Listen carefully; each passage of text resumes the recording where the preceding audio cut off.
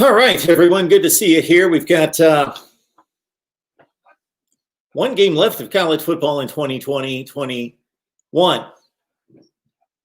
That is the one down part to what we experienced during bowl season in the college football playoffs is that we get through all the games and see all these exciting, interesting matchups, but it's the end of college football. And this right here, watching the last 53 seconds, is the last college football game of the season, excluding the big one. MarkRogersTV, the voice of college football. Who's on the line? Hi, Mark. It's Ben. Hey, Ben. You're jumping the gun. You're right with us right out of the gate here. So, yeah. I was just waiting because I wanted to be the first caller in. So first off, I would like to say one thing about this game that's going on right now, the Orange Bowl. And something that happened in it that you probably saw was when the North Carolina player, he hit his sidelines and he fell down and he faked an injury, most likely. Now, I'm not saying he did, but I mean, the way it looked, he faked an injury. And I think that's one of the parts of college football that would be hard to change, but somehow needs to be changed. Because I guess, I mean, you see it happen so much now. You see it happen for so many reasons. I mean, I see Florida do it, and I get mad because I don't like it. And I think that something should somehow be done about that. I know it's a hard thing to deal with, but I think something should be done about that. And then now my question, you did a live stream for about 30 minutes on the Texas Valley with Tom Herman. And then I don't think you've done a video on Steve Sarkeesian. I know that you I think talked a little bit about Steve Sarkeesian in that one, but I don't know if he had been officially hired when you talked about it. So what's your opinion on Steve Sarkeesian? So I'm going to address the first comment that you made. So you made a very astute comment before you continued on with your concern, and that's a lot of people complain about all sorts of things in life, what they don't like at school, what they don't like at work, but they rarely have solutions. They just complain about something that they want to have changed. As you mentioned, this is something that college football fans complain about, and I understand. I do as well. It's a strategy that's used. It's not fair. It's not ethical. But I haven't heard anybody propose a real solution. And anybody who's ever proposed any kind of solution to it, you're still not determining whether somebody's actually hurt. You could give a certain number of injuries on a field for one particular team, and then after the fifth injury timeout, then you penalize them in some way. But that doesn't mean that those aren't legitimate injuries. That would be the only way to deter teams from doing that and pretty much eliminate that from happening. But then you would also be penalizing teams that had legitimate players injured on the field because you can't. We're not God. We don't know who's hurt and who's not hurt. So, yeah, I understand your concern. It's not something that anyone likes. Sort of in terms of Steve Sarkeesian, Texas is a top brand, a top program. Wherever you want to rank them, I would put them in the top 5 to 10. I'm not understanding the allure of Steve Sarkeesian. I think one of the more fascinating environments that we could possibly be in as sports fans and media would be, in addition to a war room at the NFL draft, would be to be able to sit right there in the interview process of a major college interview sequence with a number of candidates to hear what is asked and what the discussion is like and how coaches sell themselves and their philosophies and their approach, because then we would gain a better understanding into why they won the job, why they were selected. They must be impressive. So you basically, in interview situation, which you will become accustomed to here in a few years. But for myself, I can look back at a number of interviews and interview processes through my career, and you're basically have two things to go on. You've got your track record, which in the coaching industry can't be denied. You accomplished A, B, and C, and you probably had X, Y, and Z that are negatives on your coaching resume. And that can't be, it can be put into context. It can't be disputed. And then on the other hand, you have how you present yourself, how you communicate in person and present a proposal or sell yourself as the man for the job. And Steve Sarkeesian must have been able to do that. I just really don't understand the allure of his coaching candidacy. I would think that they could do better. But yeah, I mean, he's been learning under Nick Saban, and I'm sure he's gained a interesting perspective. And that seems to be a little bit of magic dust there in Tuscaloosa, that anyone works under Nick Saban. And I get it. Certainly learns from the best in how he runs a football program. So I think there's a lot to say for that. Yeah, I mean, I think that maybe most likely Texas was a bit too quick to jump on. They kind of jumped the gun and fired Tom Herman maybe a year too early. I mean, he hasn't even he's been to bowl games every single year the last 2 years that he's been with Texas, and so I mean, and granted they're not. I don't think that maybe but one of them was in the year 6 bowl or two, but he's a good coach, and I wish him the best. I actually kind of like Tom Herman. I like the Drew Lock thing he did when Drew Lock celebrated and he walked up and down the sideline after they got a touchdown. I like that. So overall, I like Tom Herman, and best wishes to him. And that's all, Mark. Thank you. Thanks, Ben. Appreciate the call. Well, there's certainly more involved than just a coaching record to determine whether these coaches stay at a particular stop. And we did a live stream earlier today when we learned of Tom Herman's fate, and brought on a couple of Texas writers to help us in the conversation.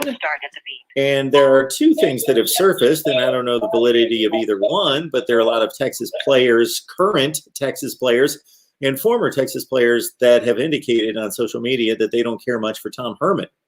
And then also in reading a few things online about a strained relationship. So when you take a coach, look at Rich Rodriguez's situation in Arizona. He wasn't fired strictly on his win-loss record. He was fired that he wasn't winning overwhelmingly, but he had a marginal record. And then you put that together with off-field issues and having a strained relationship with the athletic director and administration. And then you get the result of saying, hey, you haven't given us good reason to keep you, therefore we're going to let you go. MarkRogersTV, the voice of college football. Who's on the line? Hunter from Alabama. Hey, Hunter. Hey, how you doing tonight? I'm good. How are you? Good. In relation to this A&M game here, even though A&M looked like they struggled a little bit, at times in this game, in my opinion, Jimbo Fisher is in my top 5 of coaches. Okay. I like what he did at Florida State and what he was able to do, and now that he's in Texas A&M, what he's able to do there.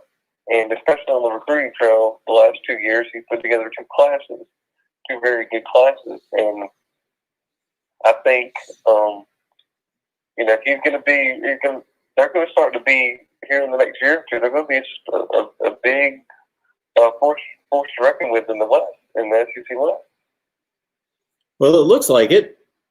He's bringing in the talent, and they're really good right now. Alabama might be on a different planet than everybody else in the nation, not named Ohio State, and we'll find out how close that is in a few days. But so I don't want to put too much or be too critical of Texas A&M's 4-touchdown loss against Alabama, because everybody's losing to Alabama like that for the most part.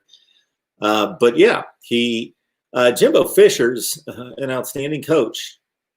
He seems to be a little uptight with his quarterbacks in particular. I've never been that fond of his handling of quarterbacks. I wish he would communicate a little bit better and calm down, but it's effective. It's effective. But other than that, he's a tremendous recruiter, and he's got a winning track record. And what's interesting about somebody who has built a reputation like he has, so he was a really good coach before he built the reputation, so he's able to recruit and scheme and communicate and inspire and do all the good things that a coach does. But once you gain that credibility, and you get a lot of credibility from winning a national championship, then it becomes much easier to do all those things, because people actually listen to you because you know what you're talking about, or it's perceived that you know what you're talking about. So there are certain coaches like him that could take over a different program tomorrow, and they have instant credibility because of what they've accomplished, in addition to their actual skill set, if you follow me. So, yeah, and he's out recruiting Texas in the state of Texas. Yeah, well, I mean, I think Alabama this year they did a big good job in Texas. Very true. Yeah. This year, and I think this year in a COVID year like we've had this year, I think Alabama's had to rely on what I call the Bama factor, because they weren't allowed to get kids on campus very much, except for in February on Junior Day. And so I think Alabama relied on that in a big way. But I'll make a comment about what your previous caller said about Sarkeesian. I agree with sort of your assessment on Sark. I think some people are just not built to be head coaches. We've seen that time and time again. Some coaches can do it that are former segment assistants. Jimbo used to be a segment assistant when he was at LSU. So there's just some people that they're just not built to be a head coach. Will Muschamp was a fine defensive coordinator, and look where South Carolina is now with a different head coach. And I just don't think that he has what it takes to be a successful head coach. Now, I could be wrong. Maybe he's got his stuff together because he did have some personal problems he's worked through before he got the Alabama job. And so maybe those things he's gotten the control of now. But just some people are not. That's just not how not their expertise in being that kind of a headwind. But maybe he'll prove me wrong. Yeah, you bring up some interesting thoughts. One being, I agree with you. I'm not making a judgment on Steve Sarkeesian. We all make mistakes. We all have things in our past that we need to be forgiven for. Everybody needs forgiveness at some point. So I believe in second chances. I believe in third chances. I believe in eighth chances, depending on the position. So I believe in getting those second chances. But that doesn't mean while everyone deserves, or I shouldn't say deserves, we don't deserve forgiveness. Everyone needs forgiveness. That doesn't mean you entrust them with a high-paying position or a position of authority until they prove something otherwise. But exactly, there are plenty of people. History is full of people that have redeemed themselves and found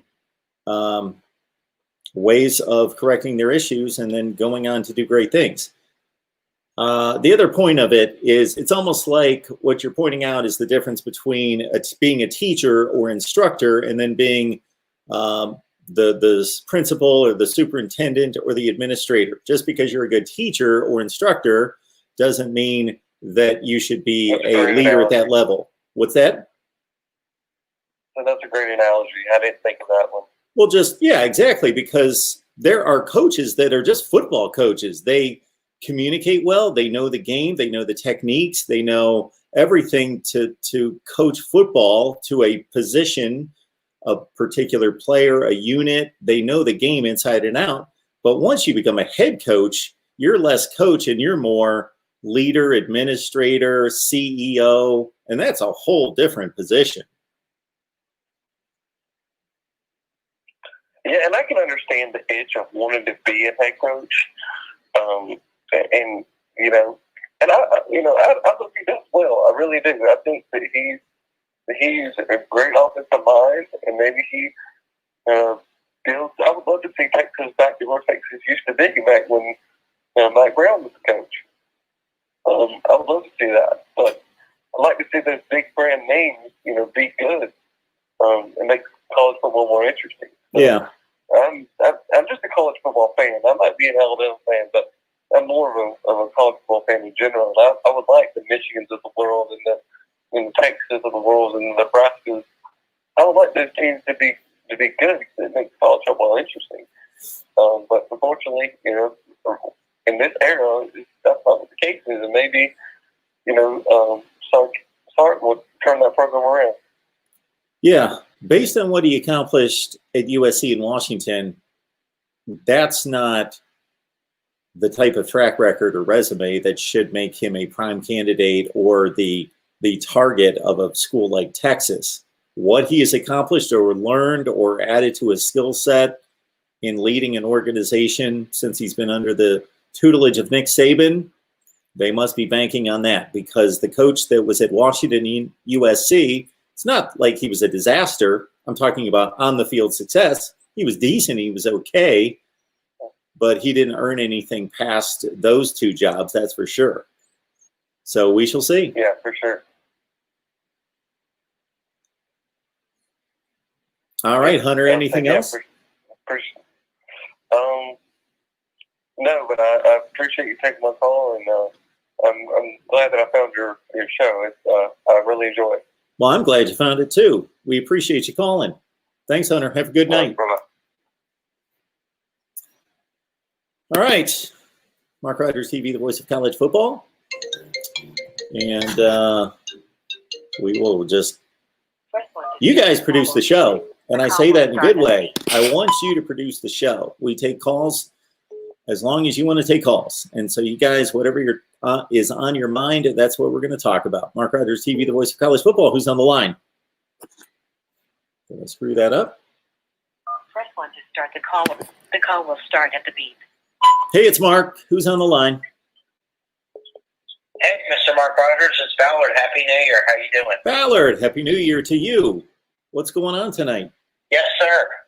Not much. I'm just happy that my Crimson Tide had a great bowl win over Notre Dame. Dominant win.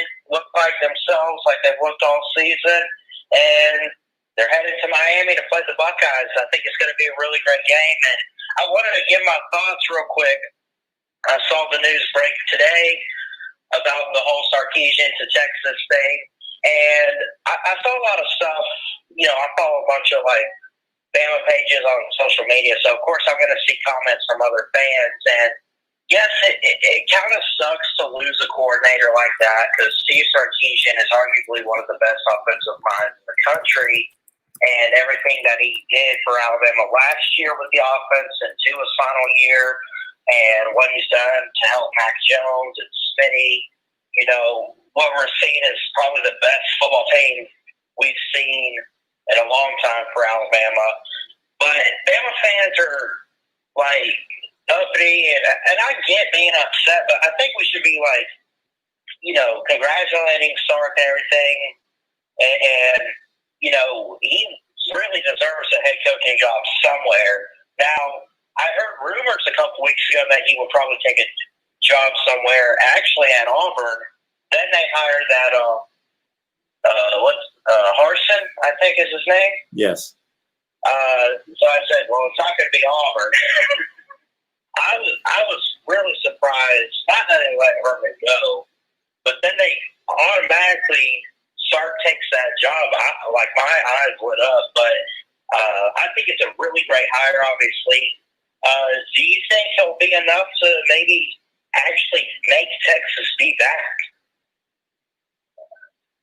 This is what I know about Steve Sarkeesian. We saw him coach for, let's see, it would have been about 7 seasons at Washington and USC.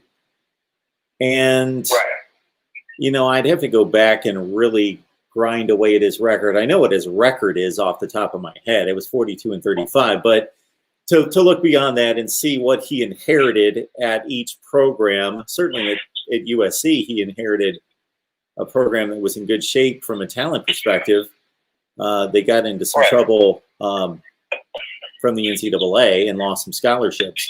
But besides that, they were in great shape otherwise. And his misdeeds were basically off the field. He had some serious personal issues to deal with that derailed his career. But even his on-the-field production at 2 schools that we have seen succeed, of course, USC, before him, and to a certain degree, Clay Helton, for all the ridicule and criticism that Clay Helton receives, Clay Helton has had a better tenure at USC than Steve Sarkeesian did. And then certainly Chris Peters, and certainly, you know, Clay Helton has won a Rose Bowl and a Pac-12 championship. And then we've certainly seen Chris Peterson take over at Washington following Steve Sarkeesian and take them to the playoffs, win Pac-12 championships, go to New Year's 6 games. So I'm not understanding the allure of Steve Sarkeesian. And then on top of that, again, going to Alabama and learning from the best and being in that system for, what's it been, about 3 to 4 years, maybe not that long, something in that range. Yeah, I think this year was like his second or third year as the coordinator. Plus, he was. I think some people forget this. When Jalen Hurts was a freshman, that championship game in the rematch against Deshaun Watson and the Tigers, he took over for Lane Kiffin. That who I think, didn't he go to like FAU? Yeah. So he was like an interim coordinator or whatever. Yeah, and he got thrown into it. Even before that, he had ties. Yep. Yeah, and he kind of just like found himself with the program right then and there, I think. But yeah, I think, you know, Bama fans, you want to get upset or whatever that he's leaving Bama. I get that. I think he's definitely one of the best offensive minds in the country for a coordinator. But he definitely deserves to be a head coach somewhere. And I think Bama fans need to just give him their full support and just be like, you know what? Go for it. You've earned it. And I'll definitely be pulling for Texas, I guess, with Sarkeesian over there. Well, again, Ballard, anytime there's a job opening, and I'm not just talking about football, I'm talking about anywhere, there are situations, and I didn't do necessarily hiring at ESPN, but I did a lot of interviewing of candidates, and then I would give my recommendation on whether they should be hired or not. So I did that for years. And there are basically 2 components. Now, it's a lot more complicated than this, but there are basically 2 components that you have a candidate and you know what they've accomplished. It's on a resume, and as long as the resume is truthful, or in this day and age, you can show them videos and you can do all sorts of elaborate things to really prove what you've accomplished. And so you've got this resume. And you have certain people that don't interview well. They don't communicate well. They, for some reason, can't express what they've accomplished, but they got this stellar resume.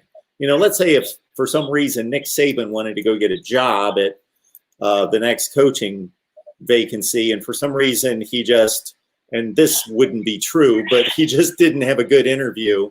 But obviously he goes in and puts his resume down and says 6 national championships and the record is ridiculous and all top 10 finishes at Alabama, et cetera, et cetera, et cetera. You'd be like, well, even if he couldn't like spit a word out, you hire him.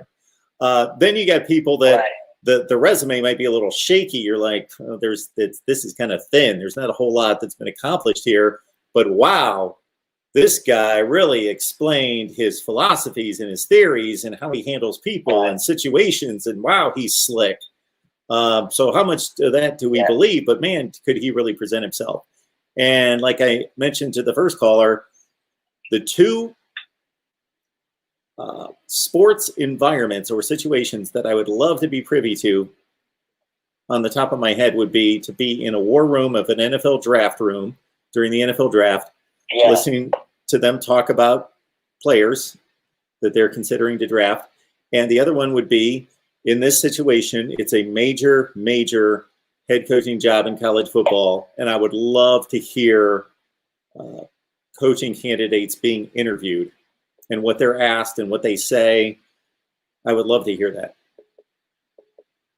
Yeah, and of course we'll probably never really know what it said in that interview with Sark or really any coaching interview, but sure, you know, it is what it is. He got the job, and but it's going to be interesting too. And another hire, this happened last week or whatever, but that Brian Arson hire at Auburn is pretty interesting too. I mean, all these coaching hires, it's like you're going to see new coaches every single year.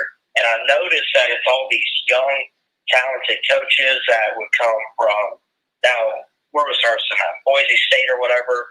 But I mean, again, take a guy like Sarkeesian. Take a few years ago with Kirby Smart. I mean, you're seeing them come from these big-time programs to go to not a truly down program, but like, you know, they're decent, and they're going to try to make it better. And, you know, I don't know. Maybe Texas will be back with Sarkeesian in a few years. So Texas fans, don't say it yet, but give it a few years. Well, that's the thing. I would think the typical Texas fan would be throwing their hands up just saying, I don't know. We'll see. I wouldn't think, it's not like they hired Urban Meyer and they'd be like throwing parties saying we basically, it's like when Urban Meyer was hired at Ohio State, everybody that asked me said, what do you think of the hire? And I said, we just won the national championship.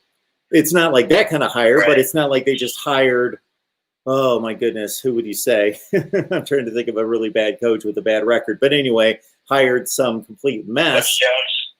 Well, it's funny you say that because he was the first name that came to mind, but I didn't want to say Butch Jones because I think his, let's go with Daryl Dickey. Yeah, he had a really bad stay at Tennessee. Butch Jones had a couple nice seasons. I would, I'm going to give Butch Jones a bit of a pass. But whomever you want to throw out there that just had an awful run somewhere, you know, Willie Taggart at Florida State. Obviously, then if they hired Willie Taggart, people would be like, you know, there'd be a mutiny at on campus. So this is just kind of like, okay, well, we see that he didn't really accomplish much. He's not a big winner, but he's been working under Nick Saban, and he's run two programs fairly successfully, two huge programs. So it's a okay hire, but Texas fans, obviously, they wanted more. They wanted a guy that they knew, okay, we know this guy always gets it done. And there's only a few of those guys.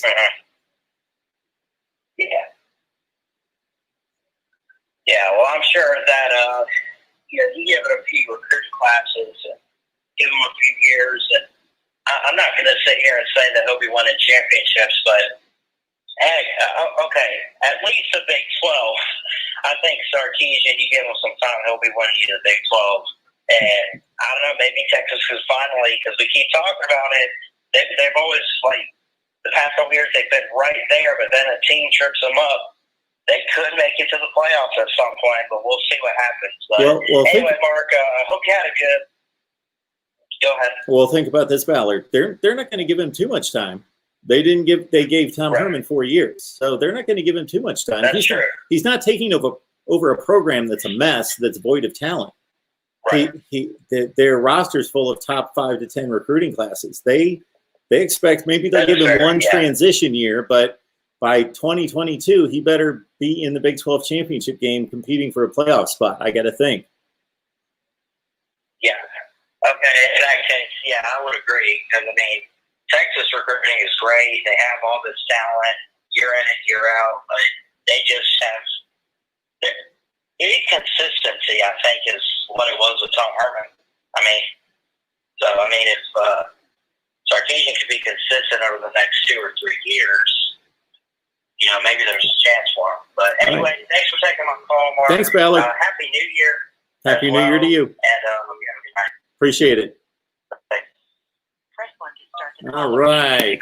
The call will start at Got the a super chat coming in. Appreciate that. We'll get that posted to the screen. Want to remind everyone that this channel will succeed based on your individual contributions. But more than that, we would love to get some sponsors for these call-in shows and the other team-specific shows that we provide each week. Ohio State, Florida State, Miami, and Nebraska currently. And if you would like a team-specific show each week, get us a sponsor, and we'll do that. Mark Rogers TV, the voice of college football. Who's on the line? Do you usually leave that Christmas tree up until after the first of the year, or do you usually, maybe a couple weeks after? I'm usually around the 5th, something in that range. About the 5th? That sounds about right. All right, Mark Rogers, Dave Greenshield here. How you doing? I'm good. What games? Good. What games did you tune in today? Did you watch some of the Indiana the Indiana Ole Miss game, or?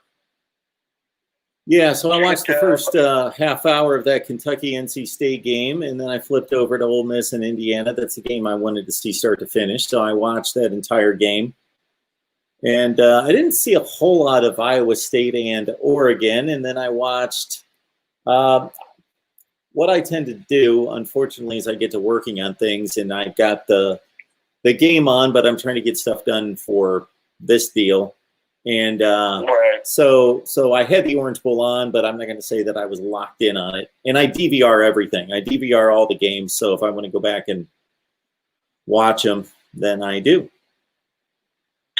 Yeah, by the way, just watching that Indiana Ole Miss game, really rooting for Indiana. I thought they were going to be able to pull that one out at the end in the fourth quarter. I tell you what, I wonder how much different that game would have been with a healthy Michael Penix. I know that they were saying that the backup quarterback was pretty good, but he looked iffy today for me. I don't know if you noticed that as well. Sure he did. He didn't play well. Yeah. I just really thought maybe with Penix, that might have been a different game. But, credit Kiffin and Ole Miss. That was a good win for them. But I just thought Indiana was a slightly better team coming into that one. I don't know if that was your thoughts. Well, my thought is that that's not a good look for the Big Ten. Now, that's not an all-encompassing statement that I never rate or rank or have major concerns or major applause for a conference based on one game. But you're looking at an Indiana team that you can argue was the second or third best team in the conference this year, and they're taking on Ole Miss, who was the, 7th or 8th. I'd have to run down a list of teams that are better than them in the SEC. And Ole Miss did not play with its leading rusher, top 3 receivers, one of which caught 86 passes for 1,200 yards and 8 touchdowns. One of the best consensus All-American wide receiver didn't play. And their best tight end, who was their second leading receiver, and their third leading receiver, they all didn't play. They played a quarterback at wide receiver. That's how they were hurting in the 2 deep. And again, Jerry Ely, their leading rusher, 9 touchdowns, 5 yards per carry. He didn't play. And they won the game. And I don't think Indiana missed anyone. Right, yeah, that was what surprised me. I thought with Stevie Scott, Freifogel, and Rothfeller, and those weapons offensively, they'd have been able to put more than 20 points on the board. But as I said, that quarterback was just totally lacking. He looked terrible, was missing throws. I wonder if Penix was in there, but it would have been a different deal. But you're right, it should have been a favorable matchup for them. The Big Ten right now, 3-1, I guess, so it's not necessarily horrible. Obviously, a really good chance to get the biggest win come Monday, so that would really help. I do have to say, boy, horrible bowl season for the ACC. Wouldn't you say that, Mark?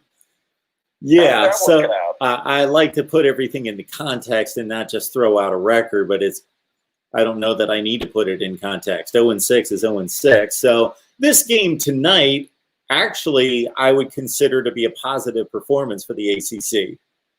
They throw out their third best team, which, if you're going to include Notre Dame, which we really shouldn't, but anyway, you throw out their third best team this year, but minus best wide receiver, 2,000-yard running backs, and their best defensive player, and they play it down to the last couple of minutes of the game. So they played really well. Clemson, of course, was a disappointment. Who else do we have? We've got NC State lost a close one today to Kentucky, but again, let's put it into context. NC State was 8-3. They were the third or fourth seed in the conference, and Kentucky was 4-6. So they shouldn't be messing around with Kentucky. They should win that game. They lost. Who else do we have? Virginia. I can't think of anybody. Of course, Miami lost. I was going to say Miami. And no Chuba Hubbard, no Tylan Wallace for the second half. Miami was missing two of its best defensive players, so that was pretty much a standoff. So, yeah, it's not a good look for the ACC. Yeah, I really thought that, North Carolina, and you're right, that's basically about an even matchup. Because if you look at it, I think Texas A&M is the second or third best team in the SEC. I still think Georgia and Texas A&M on a neutral field would be an interesting game. Might favor Georgia, but that's close. Mm-hmm. So, I think, they're either the same, and then, North Carolina is pretty much the third best team in the ACC. So it was a fairly like matchup. And you're right. I tell you what, North Carolina's defense just let them down in the fourth quarter.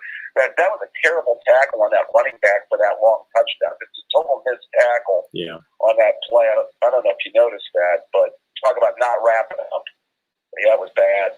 Yeah, just a couple other thoughts. By the way, I'm still in the afterglow of last night. I don't know if I said this, but just has to be the greatest performance by a Buckeye quarterback I've ever seen. Wouldn't you say, Mark? I would. I've seen a few. Maybe Troy Smith had a great one in 06 in the game of the century, 1 versus 2, that helped them win the Heisman. I think back to Cardell Jones and that performance against Wisconsin in the title game where he threw like 4 or 5 touchdowns and was bombing to Devin Smith all over the place. So, but this one, considering the circumstances and the team, has to be tops, doesn't it, Mark? I don't know if you would think of another one or two, but I can't think of one better than that one.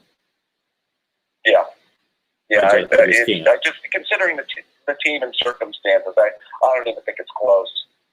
By the way, just a point on the Sarkeesian hire, and I know we talked about Tom Herman a little bit here.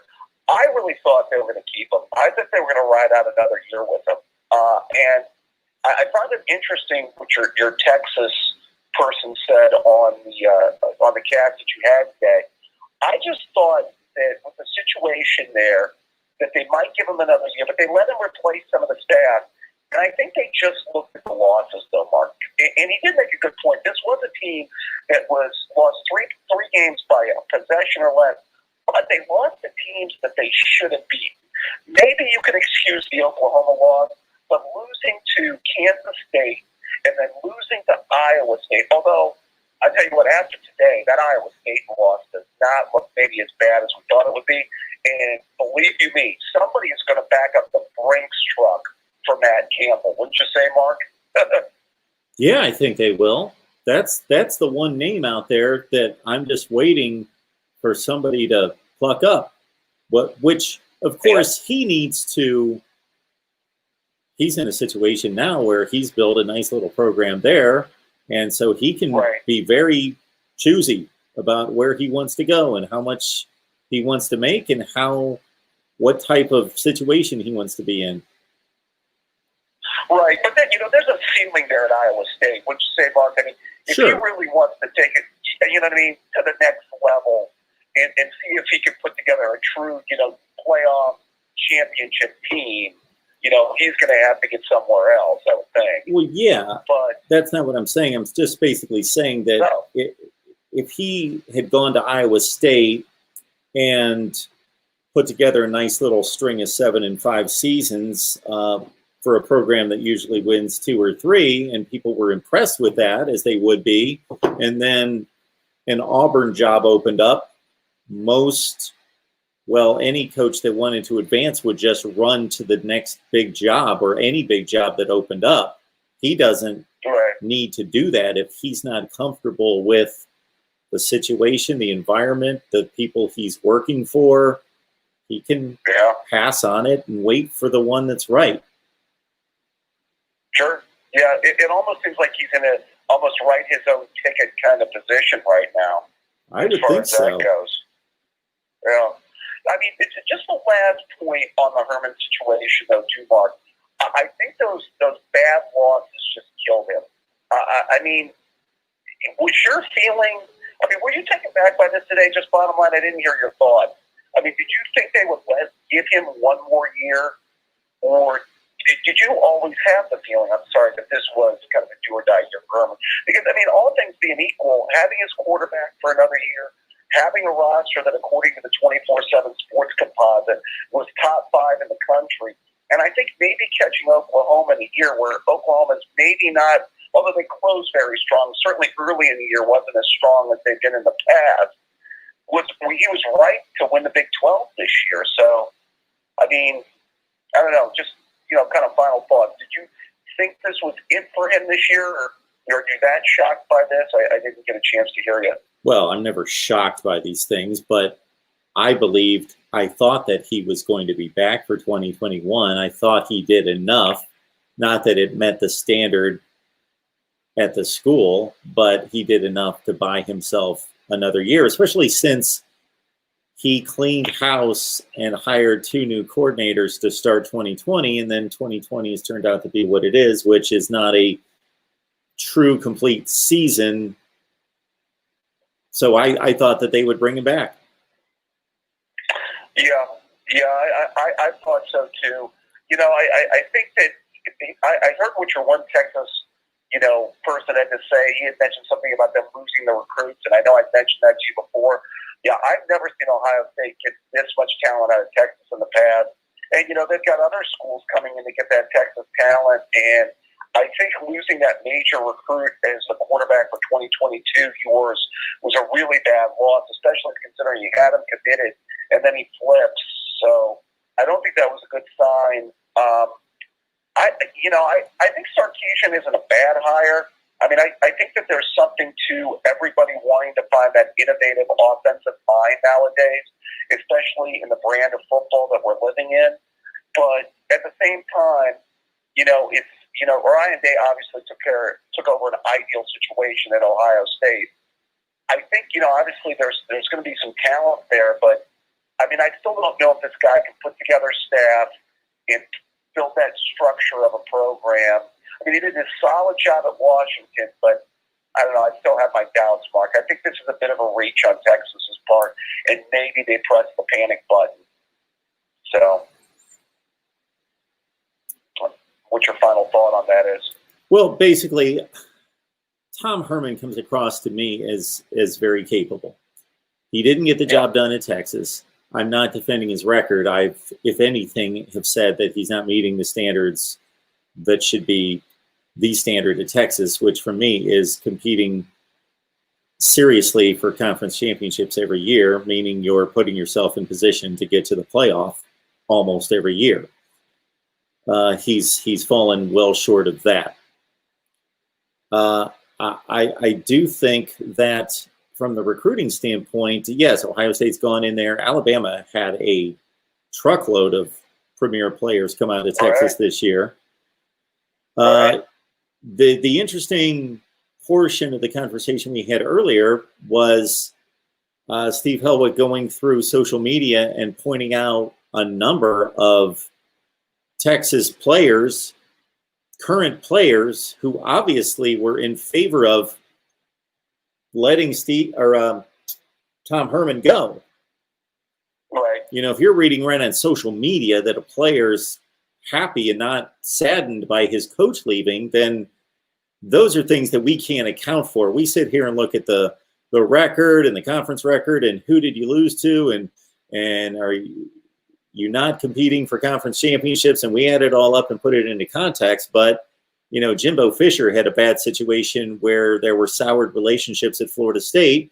Tom Herman apparently had players who didn't like him, and enough influential past and current players, and also didn't get along with the AD. So we can't account for that. So to overcome those strained relationships, then you have to be winning at a high level to keep your job. So you combine the lack of performance on the field that wasn't horrible, but it was marginal, with apparently bad relationships that I was unaware of, and you're going to be looking for a job.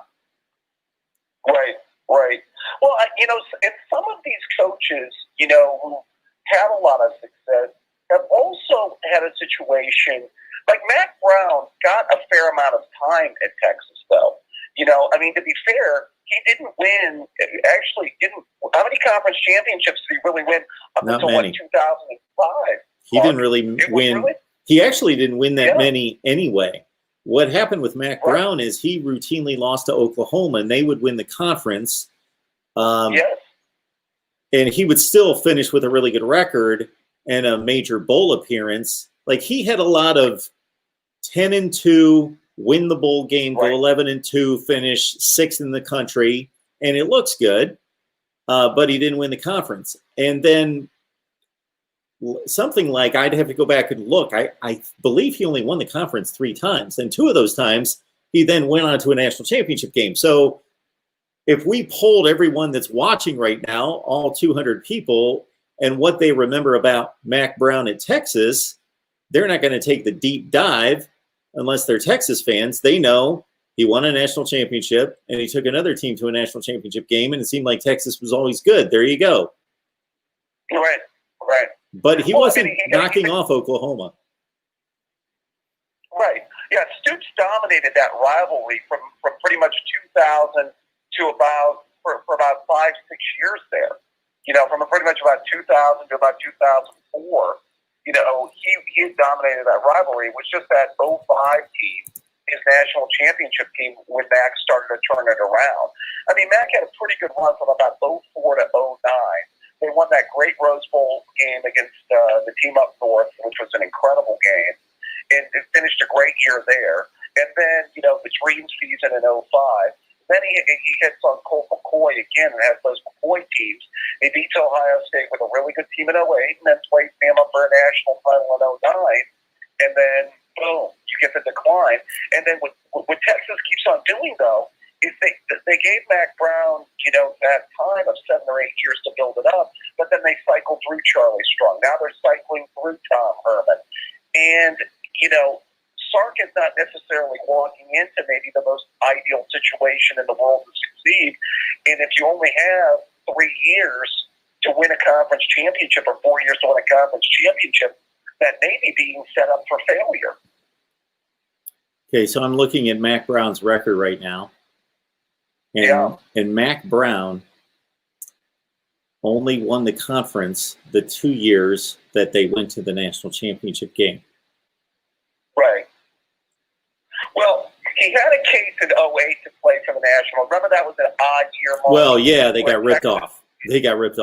Yeah, I'm going to say they got ripped off, because if you beat the team head-to-head that goes to the national championship game and you had the same record, you should be playing in the national championship game. Absolutely. Yeah. So he did have that team. And his 04 team that beat the team up north, went 11-1 and had a really good year and won the Rose Bowl.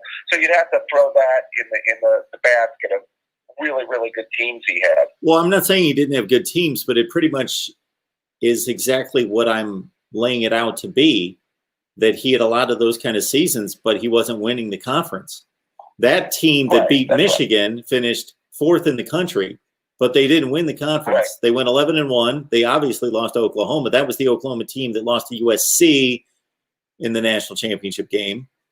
And so they obviously lost to Oklahoma that year head-to-head. That was their one loss. They went 11-1. They won the Rose Bowl. They finished 4th in the country, but they didn't win the conference. He had a lot of those seasons. Yeah. I'm looking at Yeah, I'm looking at 4. I don't know how they had the division split up. I'd have to go into that because it's really odd that particular season they must have been in the same division as Oklahoma, because he's got a lot of 7-1 seasons in the conference where he didn't even go to a conference championship game. I don't want to say a lot. He had 3 of them. They were on the same side, Mark. Yeah. They were on the same, they were on the same side because I remember they had to beat each other to play in that title game.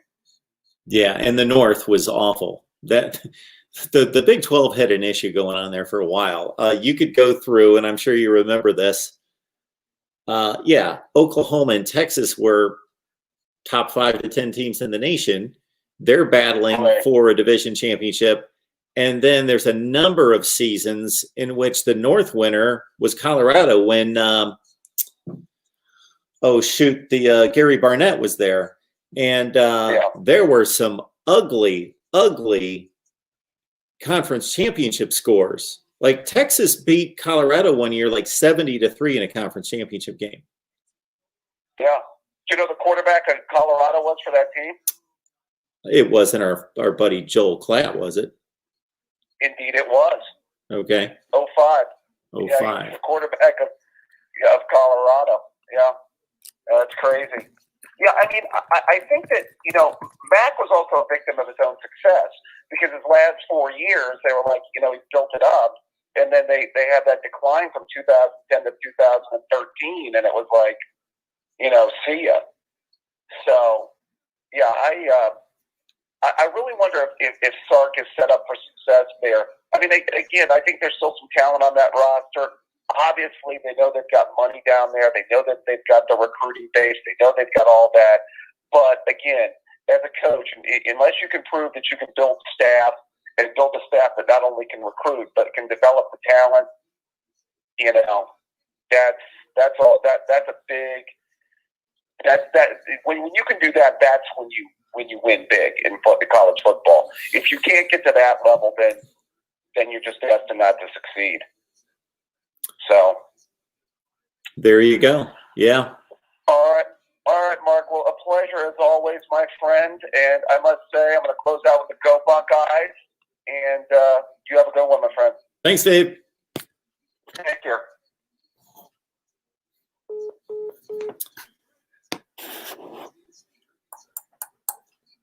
What else do we have going on in here? I wanted to get to the super chat. Now I probably waited too long and I can't retrieve it. So, Cheryl, thank you so much for thanking the fine folks that The call will start at the beep. contribute in the super chat. Mark Rogers TV, the voice of college football. Who's on the line? Good evening, Mr. Mark. How you doing, sir? Hey, Michael. I'm good. Hey, I figured out what I was going to ask you last night. I forgot. When it was 14-14, I think it was either, late first quarter or second quarter when Ohio State tied it up on their 4th possession of the game. I'm thinking it could be a shootout from there.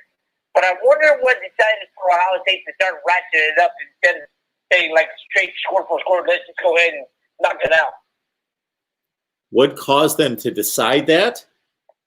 Yeah. Instead of, straight score for score. I don't think anything caused them to decide that. I think they decided from the kickoff that they were going to play their best and try to call the right plays to execute. They just started to work. Mm-hmm. Okay. Hey, one other thing I was trying to figure out while you were talking with Dave. Great call, by the way, Dave. Was it 1981 that both, and the game was at Purdue? I believe it was Dark Schleicher's junior or senior year. Didn't him and Scott Campbell put on a tactic claim for 1,000 yards? Absolutely. I remember it well. Absolutely. Scott Campbell and Art Schleicher in West Lafayette. I believe the final score was 33. Okay. They had quite the day back and forth in that one. Yes, that was Art Schleicher's final season. Yep. And did they both throw for over 1,000 yards? I think you might be a little high on that one. There, I don't think we were at 1,000 yards in that one because Art Schlechter. Cable 3 or 4 or 500. Well, okay, if it's possible because Art Schlechter the year before. No, especially that year, he set the Ohio State passing record for a single game that wasn't broken until Dwayne Haskins in 2018. Schlechter threw for four. Schlechter threw for, I think the number was 470, 474. Was it 452? Something in that range against Florida State. So he didn't exceed that number, but maybe Campbell did. I don't know. Yeah, because Campbell threw for 560. Oh, do you know which game was had to set the Ohio State single game passing record again? Well, most passing records are set in losses. For one thing, people don't necessarily realize that because you get into a battle and you're playing from behind and you just throw it a lot. Yes, against Purdue. Yep, and if I'm not mistaken, didn't Troy Smith, when he won the Heisman in 2006, have a game to where he threw for like close to 500 and set a single where he just was like pinpoint accurate like Justin Fields was last night in the win? I don't remember Troy Smith throwing for that kind of yardage in a game. He threw for about 340. He threw for about 340 his second start of his career against Michigan. He had a great game against Michigan in 2004 where he threw for 300 and ran for 200, if I remember the numbers correctly. Troy Smith, you know, of course his numbers they were great. They were efficient, but he wasn't throwing the ball 45 times to pile up those kind of numbers. I'm trying to think what game even against Michigan in 2006 when Ohio State won 42-39. He had a great game, but I'm guessing he threw for 310 or 315. I'd have to look it up, but I don't know offhand his highest yardage total, but I don't remember Troy Smith ever throwing for 400 yards. Maybe not, but I thought there was like a game to where like he was there. He would have had the equivalent of a perfect QB rating for the NFL to where he only maybe threw like maybe 2-3 complete passes. I think he had like 6 or 7 touchdowns in the game. Oh, well, sure. Yeah, he had games like that. He had extremely efficient games. He had 3 tremendous seasons at Ohio State, or 2 tremendous seasons at Ohio State. Sure. That's what I was thinking of. All right. So, what was your impression of Texas A&M tonight? My impressions were that they played a team that was missing their top 3 offensive players and their best defensive player, so I wasn't that impressed. They were okay, but it took them until the final minute of the game to put the game away. I was just wondering if I'd be like, I got to give credit to Mack Brown for missing team players and still having the lead late into the fourth quarter and stuff like that. Absolutely. All right, Mark, thanks for taking my call. Have a great weekend. All right, Michael. Talk to you soon. Appreciate that. Thanks. Bye-bye. I'm going to have to look into some of these, this game he's talking about, because I remember it well. Purdue, Ohio State, 1981, but I'm trying to look for stats. That's the problem with these old games. It's hard to find stats on these games.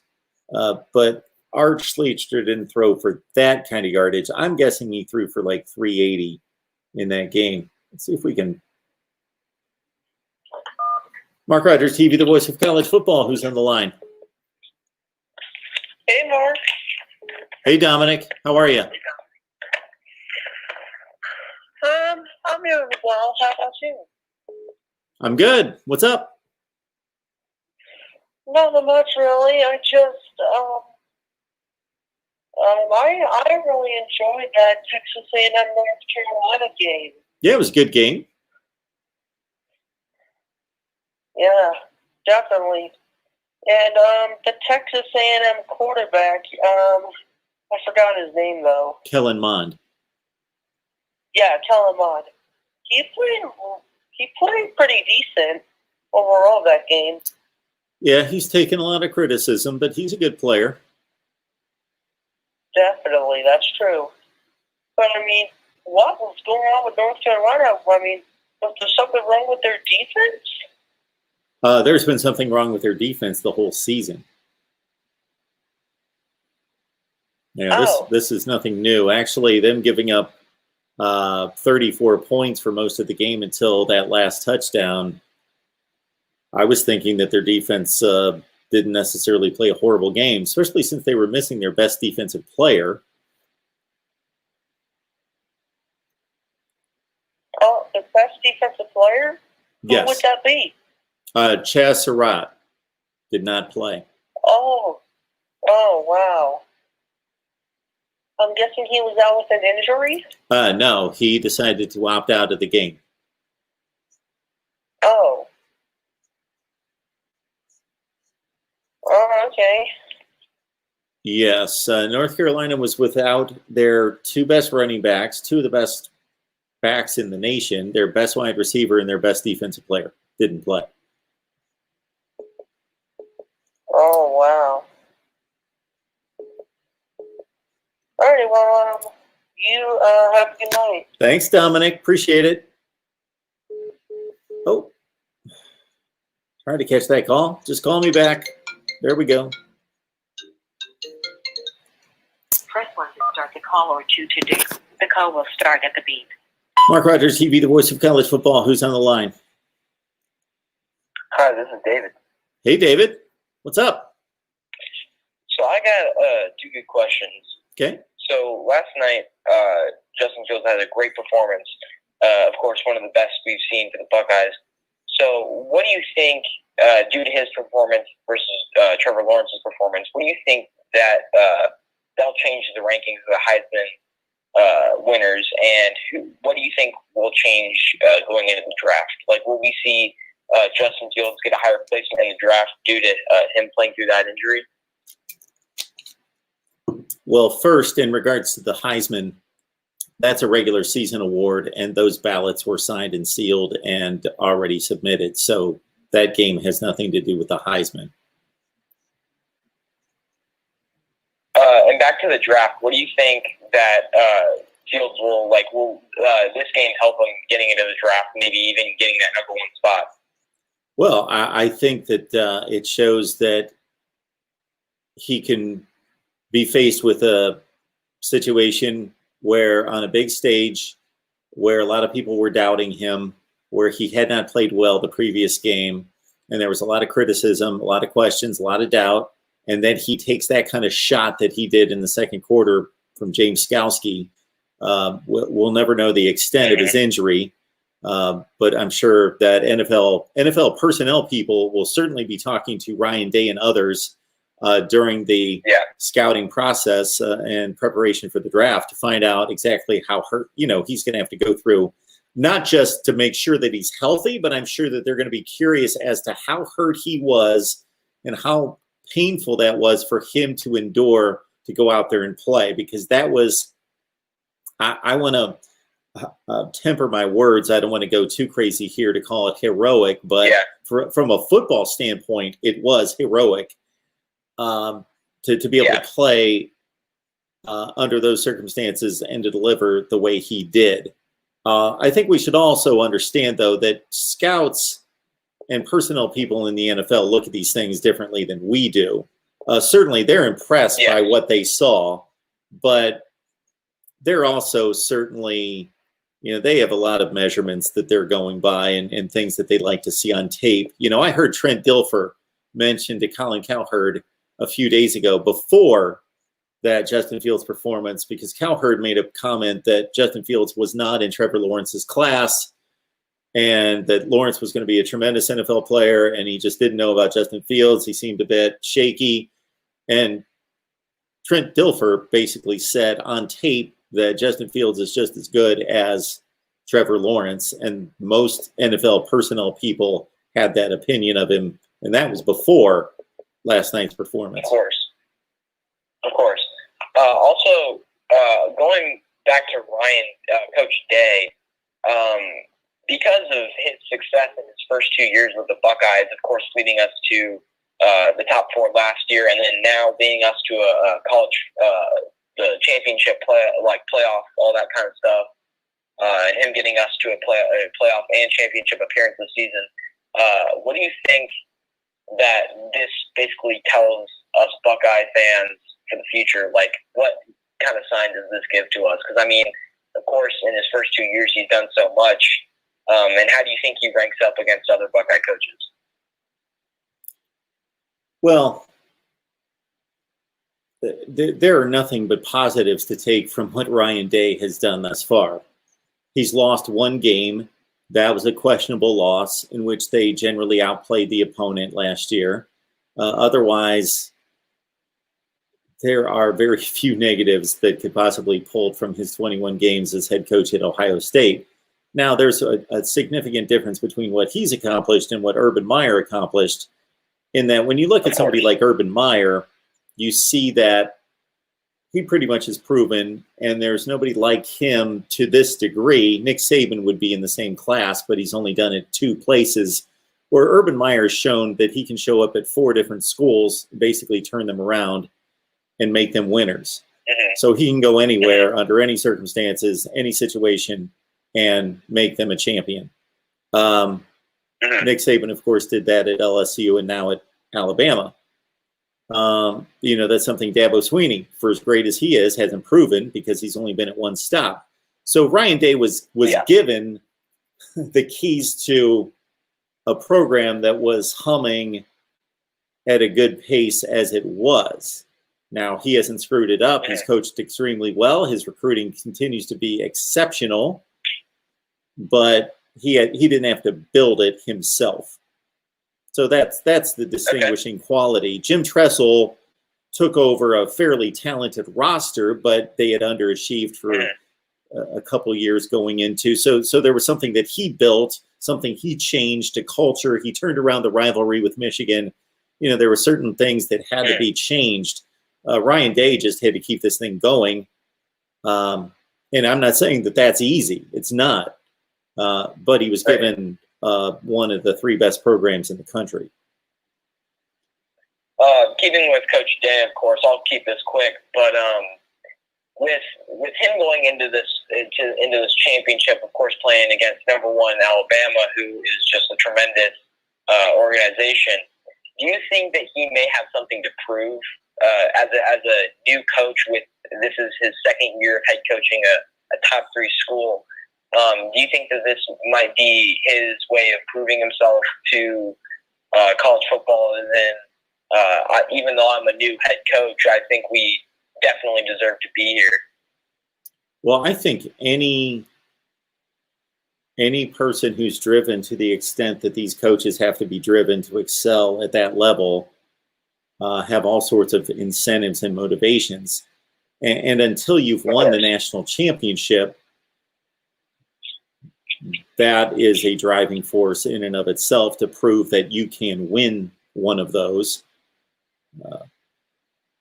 And certainly he's going up against, whether he thinks of it this way or not, and I'm sure some people do, and other coaches don't.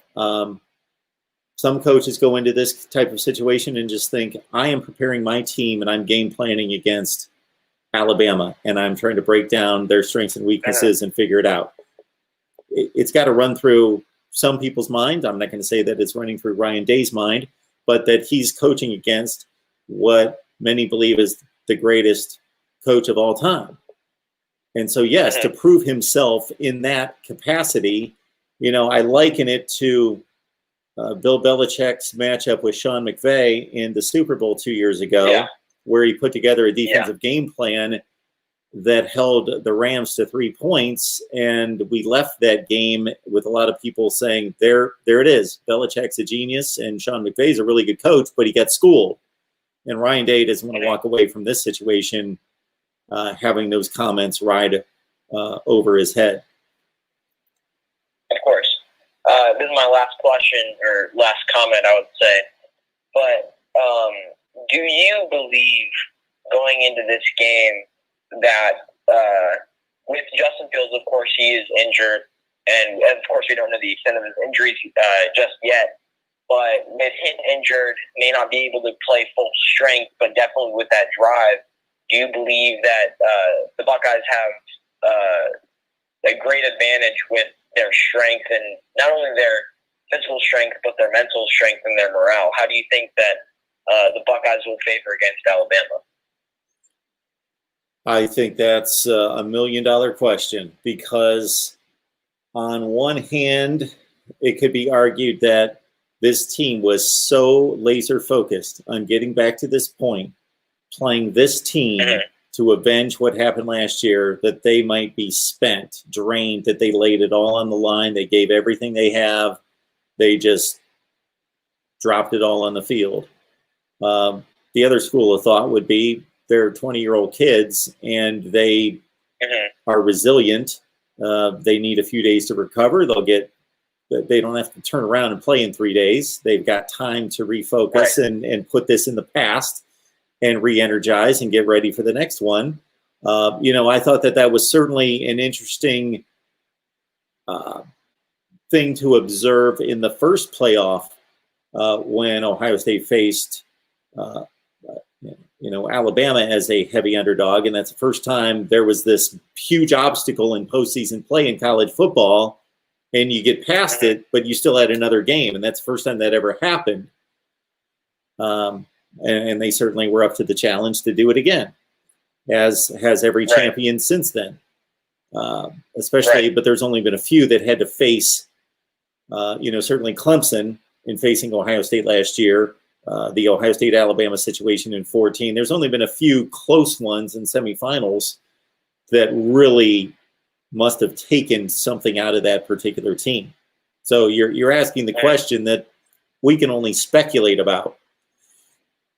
Correct, yes. Whether that's going to just really take it out of them, or they've got 11 days.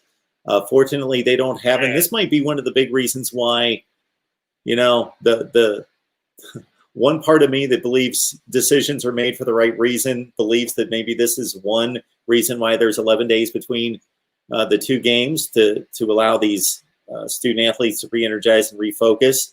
But obviously, we know it has more to do with money and television ratings. That I think that if this was just a typical Saturday to Saturday, that it may not be enough time to turn around and be ready for another monumental task. Along with that, I believe these Buckeyes this year, there's truly something special with Justin Fields, of course, coming in and playing some great football, along with Chris Olave and a lot of our offensive players. I think with their morale going against what so many said would be impossible and getting their chance to play Clemson again, and of course just dominating them for those 60 minutes. I think that of course with that morale going into this game, and of course knowing they've beaten Alabama in the past and they're capable of it, I believe that these Buckeyes will have a great chance. Yeah, I don't know if they look at it that way, though, in terms of we look at programs and we talk about, well, Ohio State did it in the past, so they can do it again. Well, they're completely different teams, different players, different coaches. Correct, yes. These guys were like 14 years old then. So that doesn't mean anything to them. It might be nice to be able to walk by the trophy in the football facility, but they're so detached from that. That was, to them, to a 20-year-old, when they were 14 years old, they made, most of those players probably didn't even watch that game or have any idea it was going on. So I think we look at it differently because we're fans of the teams and we watch college football. Right. All right, well, thank you for your time. Hey, appreciate it. Have a good one. You too. All right.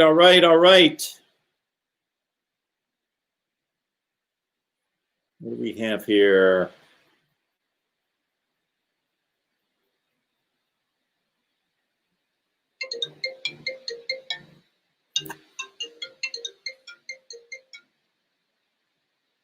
Start the call or 2 to decline. Press 1 to start the call or 2 to decline. The call will start at the beep. Hey, it's Mark.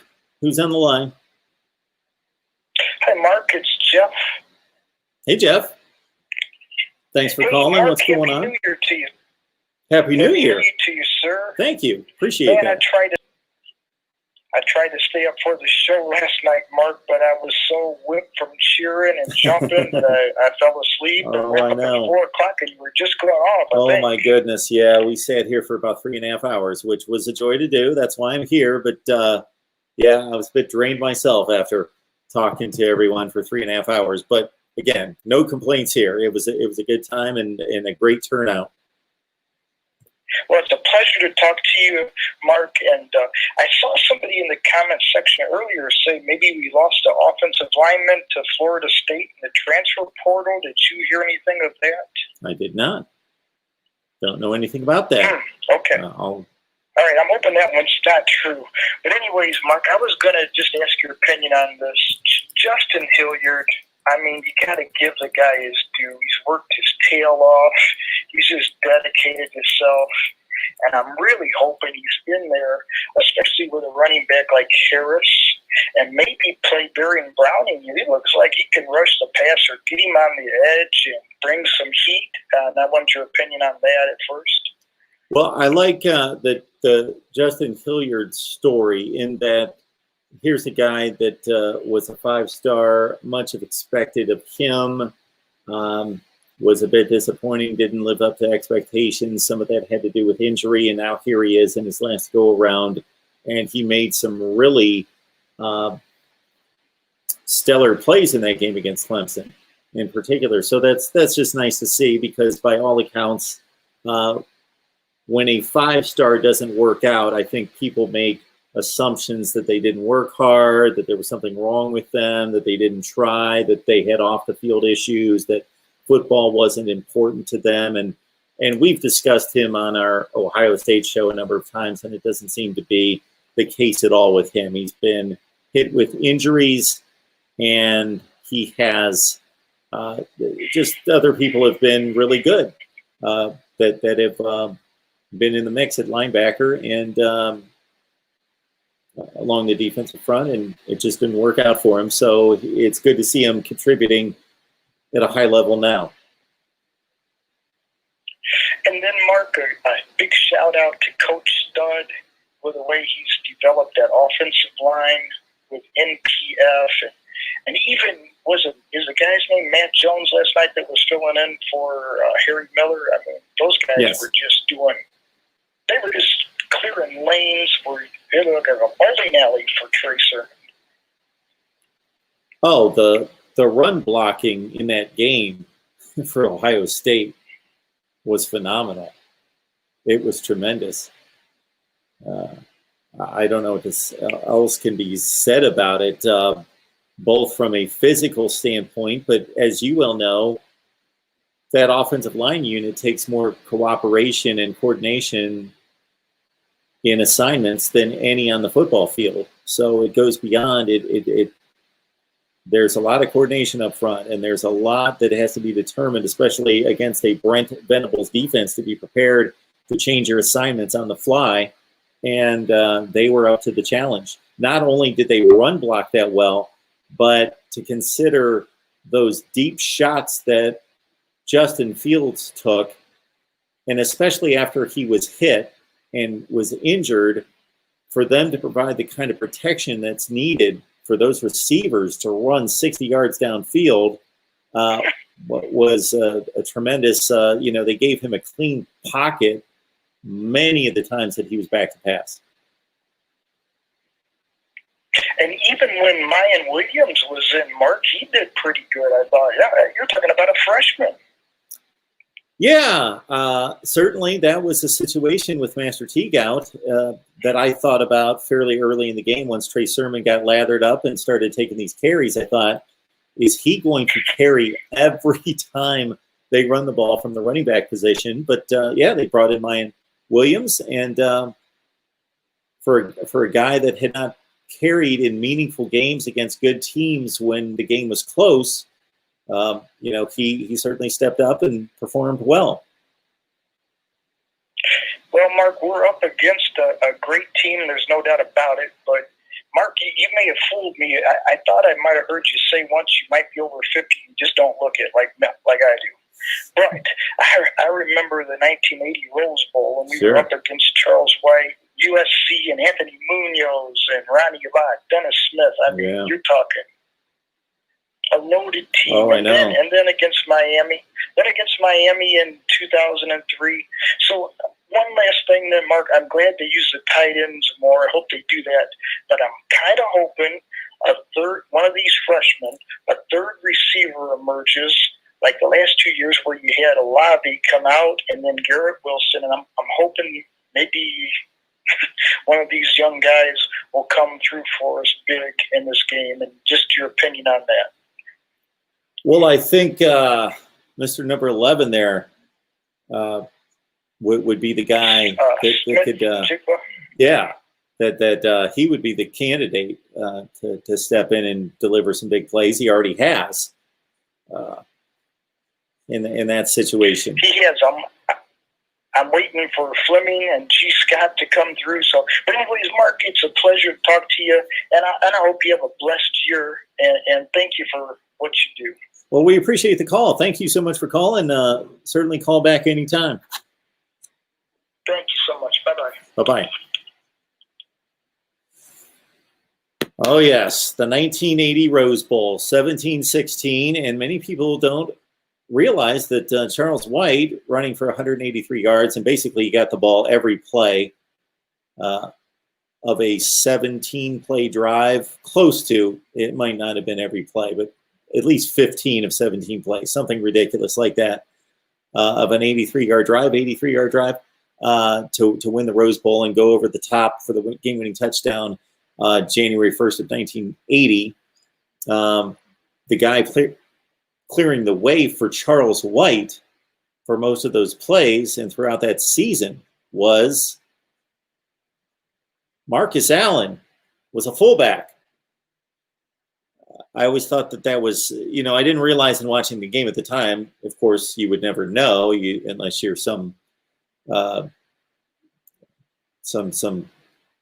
Nostradamus to know, okay, this guy blocking for this other guy is actually going to turn out to be a much better running back, and he's going to be an NFL Hall of Famer, and he's going to be one of the greatest running backs of all time, and he's actually not ever going to look like a fullback.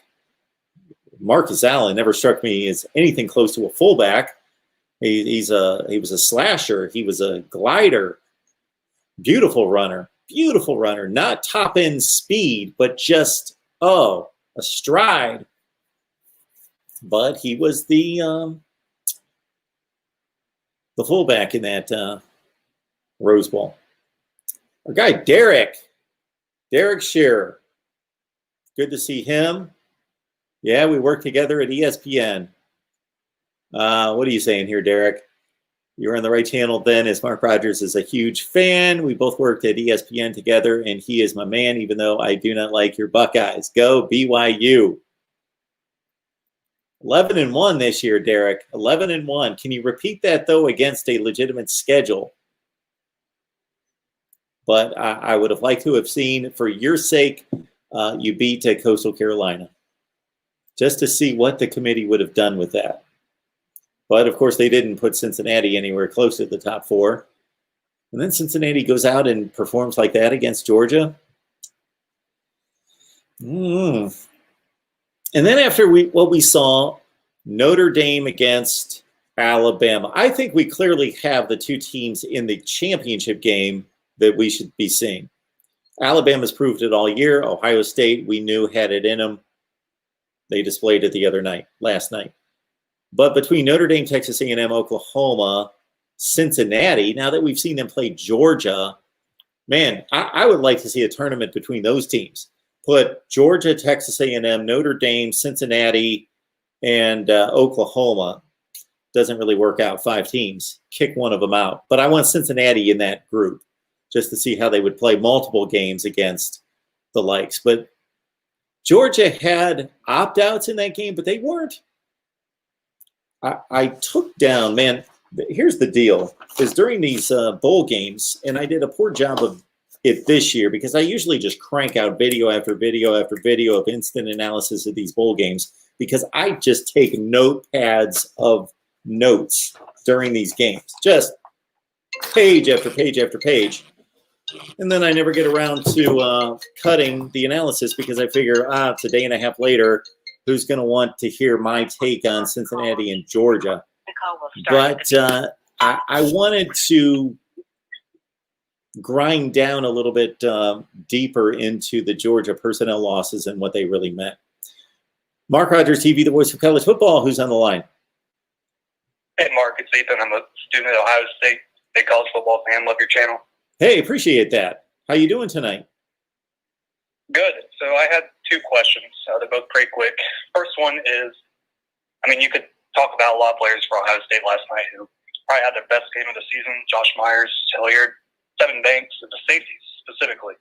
But I wanted to ask, going into the Bama game, what would you say Bama is going to attack? Like, what weaknesses do you think Bama is going to attack? I would think that Alabama, they will always be committed to the run. And I don't mean like they were committed to the run 5 years ago. I mean committed to not becoming a pass-happy, imbalanced team. But they know full well that it's going to be difficult for them to run against Ohio State consistently.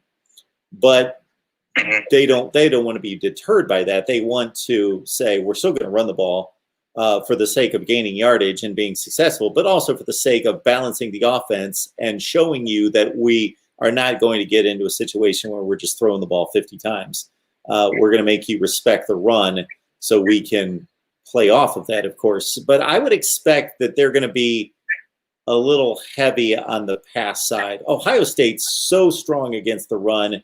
I would think that Alabama's run-pass ratio, of course, it's going to be altered by the score, but as long as the game stays close, they're going to be a little heavier pass than they would against some other teams that they think that they can have their way with on the ground. Did that answer your question? Yeah, I agree 100%. I think Najee Harris and Trey Sermon are kind of both on the same track right now, as they're both kind of peaking at this point in the season, it looks like. And so I don't know how much Najee Harris will see, probably at least 20, 30 carries. But I do agree they'll pass the ball more. My other question is just more college football in general. After this off-season of the group of five teams looking pretty weak, in my opinion, the Cincinnati was pulling for them hard, but it was poor clock management in the fourth quarter. What do you think? Well, here's what I would recommend. I think they should still expand the playoffs to at least 8 teams. I think the group of five and Power Five should each have their own separate playoffs. What do you think? Well, I haven't made a clear decision on this, but I have stated exactly what you just stated a zillion times. There needs to be somebody that's strong enough to make a determination one way or the other. We're caught in this middle ground where we are placating and patronizing the group of five to actually make them feel or give the appearance that they're being considered. They're not being considered. I agree. That it's all a ruse. That it's almost an insult to rank them anywhere, to give them rankings of 8 and 12 and 17. And if you're not given the consideration to be ranked number one, regardless of what you do, then you shouldn't be in the rankings at all. You're really not being seriously considered.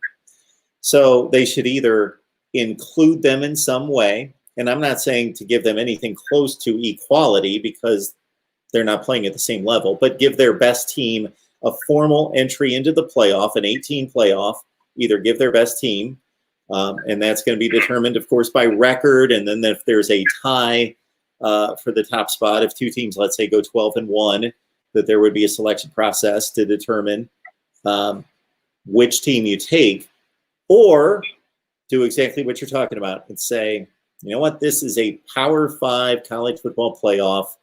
You go do whatever you want and make up a playoff and go do whatever you want. And we would have a group of 5 playoff that would be divided. So, yeah, that's exactly my opinion. I think when it comes to full seasons, obviously this season, hopefully next season doesn't look anything like this season as far as this season COVID is concerned. But imagine we have a full 12-game season next season. Well, they won't make these changes that quick, but what I think would be best is to limit any out of conference games not being Power 5 to 1. They can schedule, Big Ten schedule Max schools, in-state schools, whatever that be. But they should play every other game should be against Power 5 team. I think any more than one game, maybe start the season off against Group of 5 or whatever. No FCS schools. I don't think anyone should ever be playing an FCS school if you're in the Power 5. But that's just my opinion. So can you back that up on me a little bit? So what are you proposing in regards to scheduling? I'm sorry, I got a little mixed up in all that. Yeah, so for the regular season, I was just commenting that in general, there shouldn't be any FCS versus Power 5 games. Okay. There should only be limited to one Group of 5 versus Power 5 okay. in the regular season. You expand the playoffs. You have better. You've seen more of the same. I'm not really how to say. You've seen more continuity in scheduling. If you limit the amount of games played against non-Power 5 teams amongst Power 5 teams to one, you expand playoffs and you have just a better visual representation of each team to better determine who gets in playoff by whatever criteria you set, if that makes sense. So I like a lot of what you just said right there. And in previous off seasons, I've posted videos with all sorts of scheduling formulas and playoff formulas, and I'll get to that as soon as we get past the national championship game. But I've got a scheduling formula that would bring equity to both in-conference and out-of-conference schedule. I don't believe that these schools should be scheduling their own games. I don't think that makes any sense whatsoever. Oh, that's a great point, actually. I didn't even think of that. Yeah, that's a solid point as well. So basically, I believe that we should have a scheduling system. And as soon as I drop the name NFL, people go crazy. I'm not proposing that it's an NFL schedule, because the NFL has built a formula that is trying to create parity. They are basically trying to push down the good teams and push up the bad teams. So if you're a bad team that went 2-14 last year, you're given a lighter schedule, an easier schedule than if you went 14-2 last year and you're given a more difficult. That's not what I'm proposing. But I'm proposing that it is a formula, that we do have a formula schedule, meaning what I would like to see is whether we determine we're going to go to an 8-game conference season or a 9-game conference season, that all the conferences, number one, need to play the same number of games, conference games. So then that's going to create either a 4-game or a 3-game non-conference schedule. So my proposal, and I won't go through the whole thing right now because I'll post a video in a few weeks, would be that I've determined a process in which everybody's non-conference schedule will contain teams whose records from the previous year all add up to a 500 record. So you're creating scheduling equity. And then if you put a committee involved in it, so the committee can't just do whatever they want, like the college football playoff selection committee. My committee wouldn't, they'd be very confined to metrics. But the decisions that they would make would be, we all know that even though there are certain teams, let's say this is a regular college football season and everybody played their 12 or 13 games. We all know that there is some foresight that can be put into the mix as well, not just spit out a 500 record for everybody's non-conference games, but there's some thought to, okay, this program's trending up. We know they went 6-6 last year, but they're better than that. And this team's trending down, and they kind of lucked into an 8-4 season this year. So there might be some nuances there that I think could make it more equitable and fair and bring a little wisdom to it. But that would all be under the confines of reaching this 500 record that everyone would play against. Yeah, so basically what you're setting up is an extremely congruent schedule amongst the entire, let's just assume it was specifically for the Power 5, that everyone has such a similar schedule that really when you go into the playoff selection, the criteria, you don't need to, there's not as much that needs to be met to really know who should be ranked where, because the results on the field are going to speak for itself more based on the continuity of opponents, if that makes sense. Yeah, and I also don't propose like a lot of people do. When I explain this to some people and I start to explain it, they jump in and say, Oh yeah, Alabama should be playing Ohio State, and Oklahoma should be playing Clemson. Like they want to see all these great games, and I get it. I want to see those games too. But I don't think just because you're Alabama, you should play the toughest schedule in the country. That we should just load you up. I don't think that's fair. And just because you're Kansas, we shouldn't prop you up with bad games. No, everyone, we're all big boys, and we're all playing football, big time football, and so everybody gets an equitable schedule that's the same. And that way we can correctly evaluate, and the results mean something because everybody's playing a like schedule. Mm-hmm. Yeah, the step to a 14 playoff was obviously a huge improvement from the BCS, at least in my opinion, seemingly most people's opinion. The only problem right now is it seems year in, year out, the past few years, there's been 3 teams and then gap. And the 4th team in the playoff the past couple of years, that hasn't been consistent each year. Obviously, Ohio State won the first year. Georgia, Alabama were 3 and 4, made it to the championship game. But it's a little bit tougher when there's that 3 team and then gap.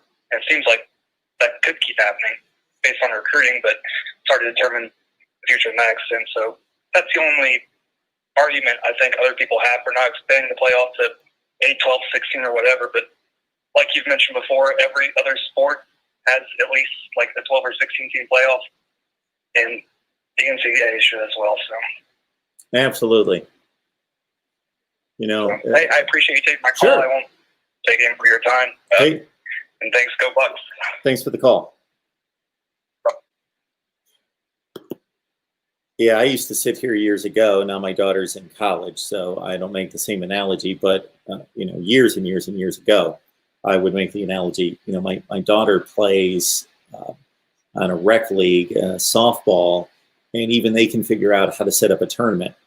You know, the 1 seed versus the 8 seed, and the 2 versus the 7, and it's based on their standings during the regular season. And we can't figure that out in college football. We have to invite teams based on what 13 people believe is right. I don't see how that makes any sense at all. And I have respect for, I couldn't name the 13 people on the committee right now. I was very involved in that out of the gate in terms of, okay, these are the 13 people, looked them up, this is how qualified they are, and then I just kind of lost track of it because I was just out. I just found little credibility in it. That doesn't mean that the people aren't credible, and it's just that they're working within a ridiculous system.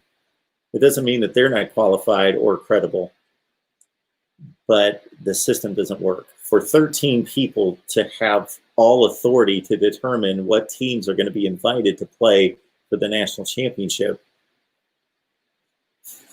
just doesn't make any sense. All right. I certainly enjoy seeing all our old timers in the chat, but it does my heart good to see some new faces and some new names, I should say. New faces as well. Nice profile pictures. We had almost 900 on the line last night, so that's a record here that I would love for those people to find us again, because I think most of them stuck around because we maintained that number somewhere between 700 and 900 for most of the 3 hours or so that we were on.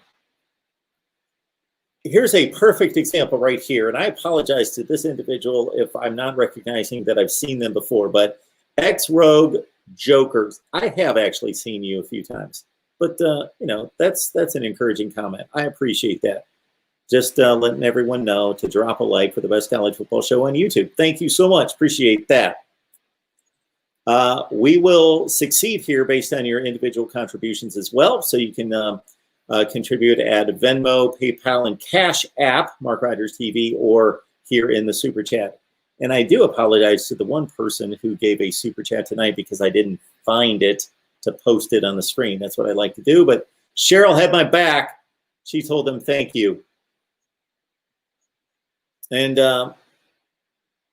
I love Michael and many more of you who encourage people to hit the like button, because otherwise, if it didn't mean anything to YouTube, I would be fine with it. I could post videos with 10,000 views and 0 likes, and that I wouldn't bat an eye. I could care less.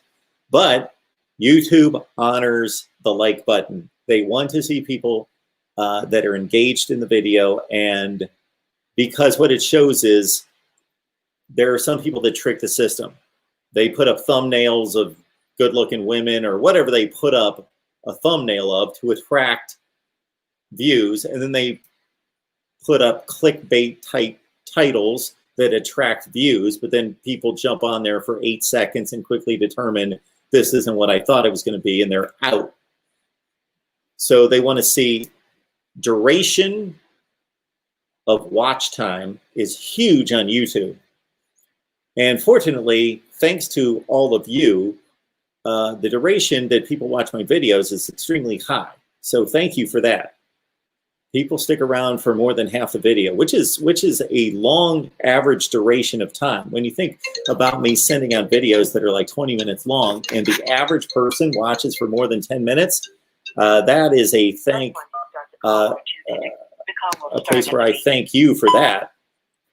But YouTube puts a lot of stock in how long people watch the videos and also the like button. So Michael, thank you for reminding everyone.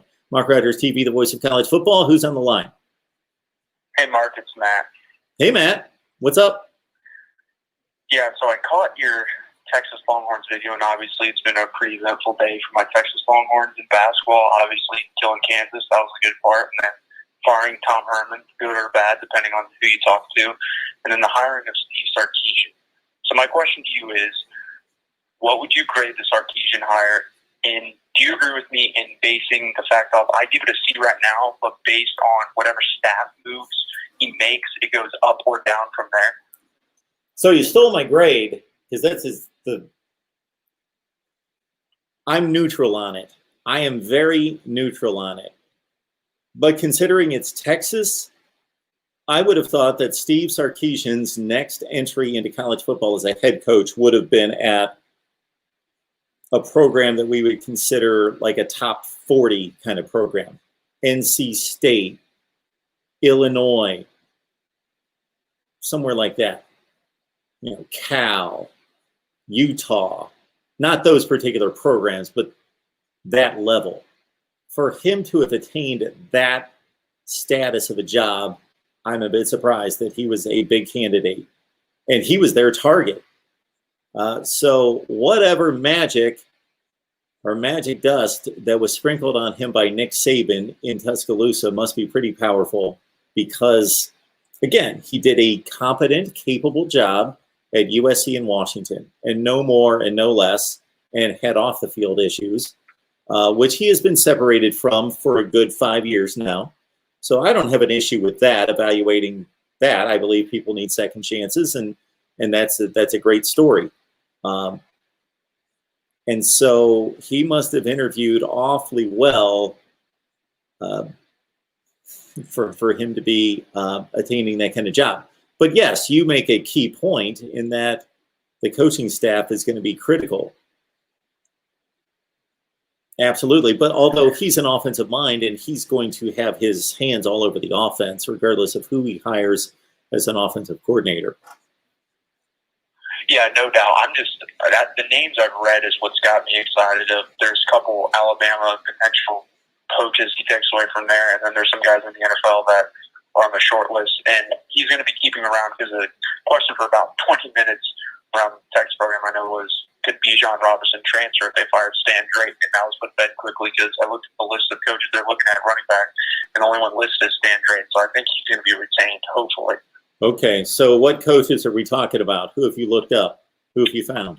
Kyle Flood, or I believe this is Kyle Flood. He's the Alabama offensive line coach. Yep, he used to be at Rutgers. Yep. I forget his name. He's the tight end coach for Alabama. Banks is his last name. I think it's Brian Banks. I'm not 100% sure. I know Will Muschamp and Chris Ash is who he's looking at for defense coordinator. So either keep Chris Ash or go with Will Muschamp. He also thought about bringing in is it Mike Stoops as co-defense coordinator with Chris Ash. They brought him in because I guess they're really close, which I'm not a big fan of that. That's the only one I didn't like. But everyone, Bo Davis, he's the defensive line coach for Detroit Lions in the NFL. They were looking at him. So all those guys I like, other than obviously the Stoops. Obviously, for one reason, he was god awful at Oklahoma. As soon as he left, they got better on defense. I'm not a big fan of that, but I see Ash having a bigger hand in that if he went that route anyways. So my only two comments about the last two names would be, Stoops obviously was a disaster at Oklahoma. They were always just very weak, blowing coverages all the time, just never had a good scheme or approach on defense, weren't tenacious, nothing. Really bad on defense. But at the same time, so he's been at Kentucky ever since Alex Grinch came in, so I would think this is his probably third season at Kentucky. Mike Stoops? Is he at Kentucky? With his brother? It's the wrong Stoops. Yes, the other brother that was, he's an Alabama analyst right now. Oh, okay. I thought he went back to be with his brother there at Kentucky. Okay. Yeah, I've got no opinion other than him not succeeding at Oklahoma. I was just going to comment on Kentucky's defense the last few seasons. That's been pretty stellar. And then the only thing I know about, it's not like I can really break down Detroit Lions personnel for you, but I know that they have one of the worst defenses in the NFL, but that doesn't mean that this guy can't coach. Yeah, that's true. I mean, I'm just looking at the defensive line. I think the defense is okay. It's not great. But, I mean, just having NFL experience, I feel like they're better at coaching and being a technician. Yes. And stuff like that. And I think he was in college a couple of years ago. I think he was at Alabama, and they hired him away from Alabama. If I'm not wrong. That would help. But, and another thing I like during the press conference, I don't know if you watched or any of it, but he basically said, I took all this on at 33 when I was head coach of Washington and basically put it all on my plate. Now I understand from being around people that it's good to let people that you hired do what they were paid to do, like coach the positions they were supposed to coach and coach the people around them. And I think that's a big key because Herman did not do that. From everything I've read, he wanted everything. He wanted to take on everything, and everything he said was like my way or the highway. And I think that's when I was watching you and Steve. I don't know the other guy's name, but him basically stating all the players had issues and some of the coaches had issues. I think that was part of the issue because it was my way or the highway. That's an interesting point that you bring up. Is that we have a lot of examples over the past 20 to 25 years in coaching of coaches who obviously gained a high job status of a position that they weren't ready for, but they did it based on being a really good football coach, but they weren't prepared for that kind of authority and they screwed it up.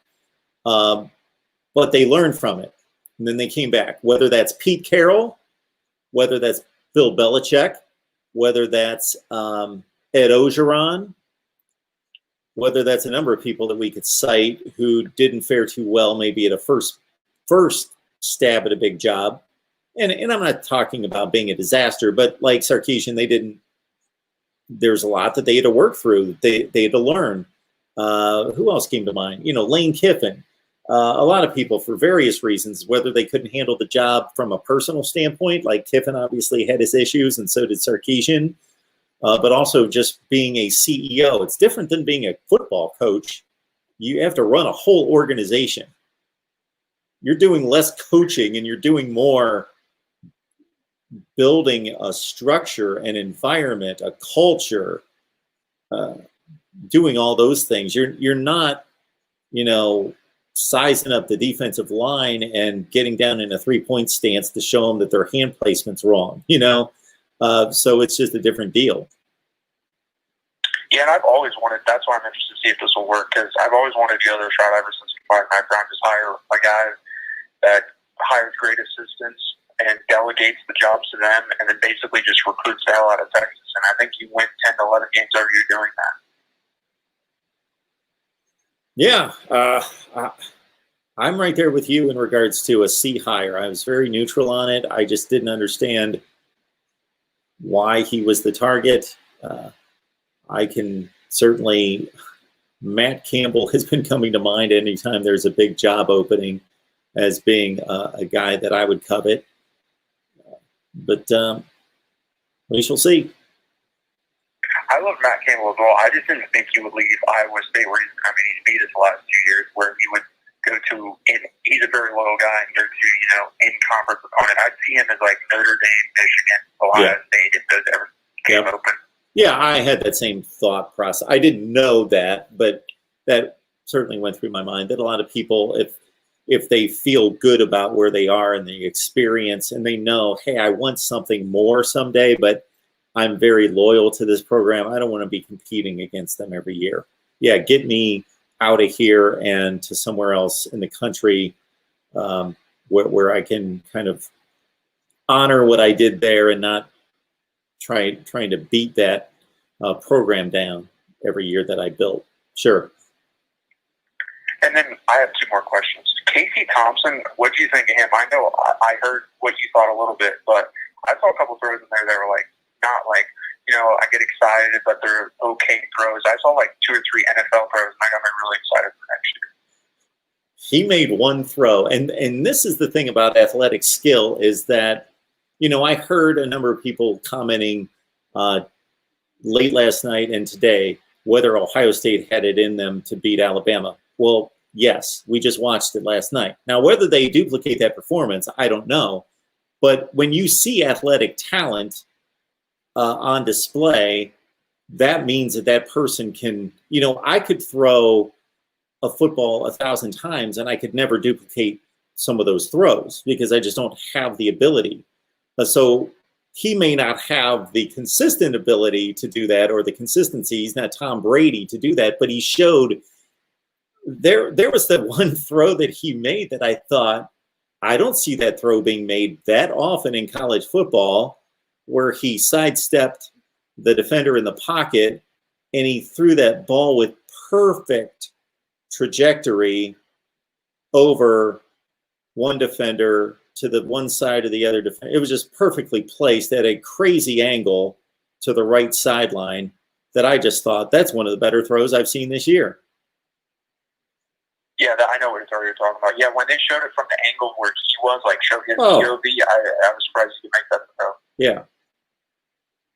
I was impressed with him, and that wasn't the only one. He made, what he hit, like 8 out of 10, and I thought that many 160 yards. Yeah, many of them were not. He wasn't dumping it off. He threw 4 or 5 passes that were difficult passes to throw. Oh, and he hit a couple slants that were beautiful. The guys weren't wide open. They had a defender on him, and he put the ball where he needed to. Yeah, it surprised me because I watched. He played a little bit in UTEP, and they threw it not as much as they did versus Colorado enough, and I wasn't impressed by him. So I don't know if he got a lot better. He just felt more comfortable at that point.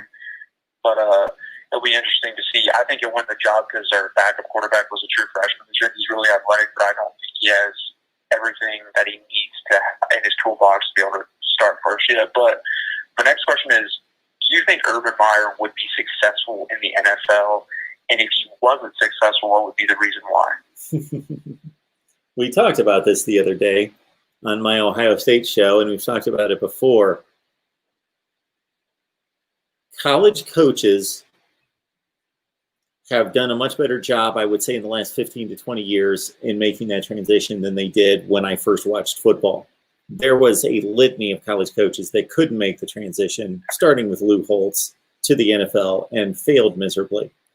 I think the reason they're able to adapt better now is that the games aren't so different as they used to be. They used to just be markedly different. Watching a college game on Saturday in 1982 versus watching the NFL the next day were 2 different sports to a certain extent. But here, if anything, the NFL is copying college football. So from that standpoint, it seems to be the influx of coaches going back and forth just seems to be not a big deal. But in terms of his temperament, I don't know. This is an interesting argument because on one hand, you could say, well, this guy could barely stand to lose 1 game. He lost 9 games in 7 years at Ohio State, and it about killed the guy. So how in the world is he going to go? Even if he's got a good team, he's going to go 11-5. He's going to suffer 5 losses in a season. My goodness, he can't operate the same way. His body's and his mind and his psyche has gotten used to winning 90+% of his games. I don't know if he can handle that, or if he's going to be able to adjust to, okay, success means something different than it does in college. You don't have to go 12-1 to be successful here, and that he could adjust to that. In terms of leading men, I think Urban Meyer is a very thoughtful individual in regards to, he's a psychology major in college, and that's where he really founded his coaching philosophies, is in understanding what motivates people and how to inspire them and motivate them and set goals and do all those things. He's very much into all of that. And so I think that translates. I think that, again, there's not the, what word am I looking for? There's not the black mark or the stigma against a college coach that there would have been years and years ago, that he wouldn't have respect in the locker room. I think if anything, he might get a lot of respect, because he wouldn't just be many of these coaches that get that hired at the NFL level, these players don't know who they are, because they were like some coordinator with the San Diego Chargers, and before that they were with the Atlanta Falcons, and they're like, they don't know who these guys are, and they're like, oh, suddenly he's our head coach. What has he done? Versus they're all going to know who Urban Meyer is and what he's accomplished. So he might be able to gain some instant credibility. So I think he could make, if I'm taking a shot at it, could make the transition if his approach mentally, emotionally, and therefore physically would be what it needs to be. Okay, yeah, I agree with you. I think he could do it. I just wonder how long he would last doing it. And I guess it would help, too, because you don't have to recruit in the off season, so you basically get 4 or 5 months off. Well, you don't get 4 or 5 months off, but I get your point there. Yeah, it's more off time than I would say college in the off season. Yeah, I don't know about that. I think when you hear don't these, think so? when I hear these, and I understand what you're saying, it seems like it would be, but when you hear these people talk about the difference between the NFL and college football and the work schedule, seems to be a lot worse in the NFL. Well, then my point doesn't stand. I wouldn't do it if I were in the NFL was a concern, but I wish it was Texas head coach. I was hoping I was going to trend in that direction. I understand what you're saying. It appears as though what you're saying should be the case, because you got to basically track 105 guys all the time, what they're doing so they don't get in trouble. They're in class. You got to keep track of their grade point average and that they're in. Oh, I would. And then with the recruiting, like you say, recruiting is a grind. And the transfer portal now. Oh, my word. Yeah. So there are pros and cons to both situations. Yeah. But I personally would not want to mess around with recruiting, and also worrying about whether on a Friday night at 2:00 in the morning, my players are out doing who knows what. Yeah. And this will be a quick last question. If you were a head coach and you could choose out of these 3 jobs, because I get an argument all the time about this, what job would you take, and what's the best job out of these 3? Notre Dame, USC, and Texas. Wow.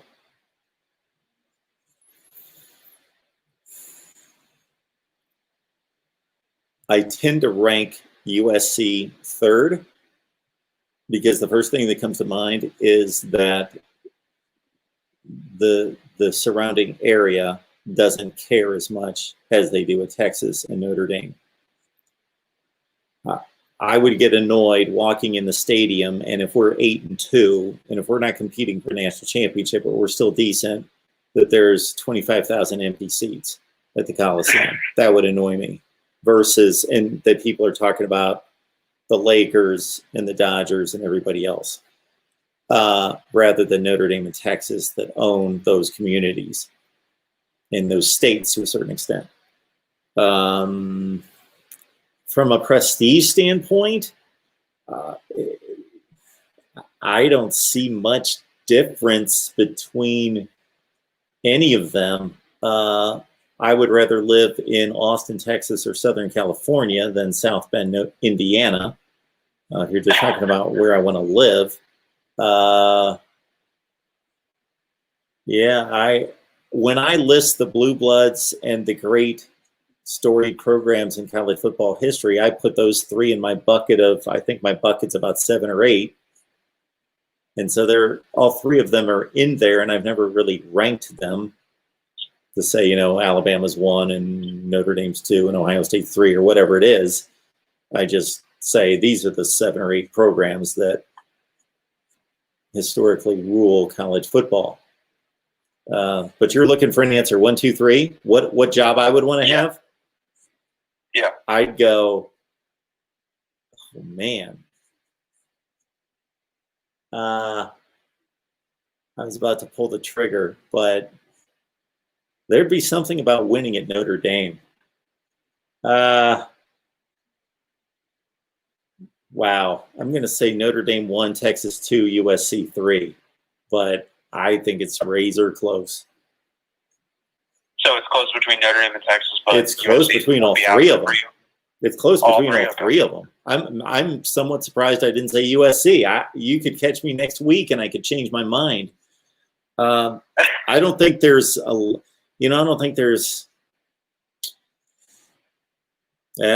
distinction between the three of them. Again, except for I wouldn't want to be in LA coaching a good USC team and having to fight for attention. Yeah, I agree with that. I mean, if everyone's going well, you're going to be like 5th. Yeah, exactly. It's a pro sports town. Yeah. And I think Notre Dame's going to hit their ceiling unless they change their academic standards. I don't think they can compete past getting in the playoffs. I don't think they'll ever win a national championship unless they do that. Yeah, I wasn't entirely defining your question because I took it different ways, which would have the resources and the ability to be successful. I think that's where Notre Dame, drops to 3 because of the academic standards being difficult. Yeah, thanks for taking my call, though. Appreciate the call. Have a good night. You too. All right, folks, 185 on the line, going strong here at Mark Rogers TV, the voice of college football, at 1:36 a.m. Eastern. All right. I don't want to be a salesperson. I don't want to be a pitch man, but every so often I got to do this. Please just consider contributing. We will appreciate your individual contributions and also would love to have sponsors on here. If I could get a sponsor for all these shows, we would be riding high and doing well. Well, let's not go crazy. I need to build out some other revenue streams as well, a Patreon and other revenue streams involving affiliate marketing and other ways to make this all grow. So if you join us on Patreon, that costs $5 a month. It's like 16 cents a day. And you get an insider look at Mark Rogers TV, the voice of college football. You get my predictions, which I understand the season's over, but you get my predictions and you get some betting advice from Steve Merrill from Pro Sports Info.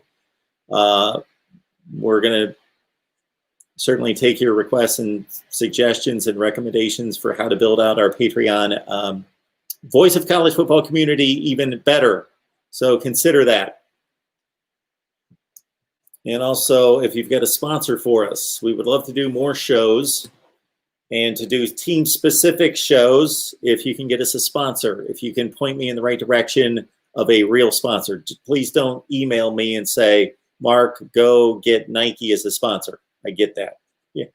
But if you've got a real connection contact that you can lead me to, you can always contact me at MarkRogersTV@gmail. MarkRogersTV@gmail. You can always contact me there with any kind of suggestions or recommendations.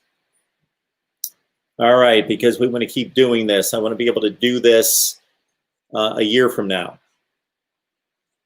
I would rather be doing this than selling insurance or pumping gas. So I would rather do this. So this is why I quit ESPN, to do this. So I appreciate everybody's support. We got JT on the line here. JT Thompson. Rest in peace, Clemson, but respect for Jordan Bowman. Yeah, Joe Bo, Jordan Bowman.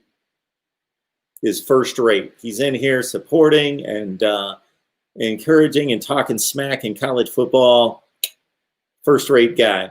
JT, thank you so much for the super chat contribution. Just remind everyone that you can contribute directly here, or you can go to Venmo, PayPal, or Cash App and just search Mark Rogers TV.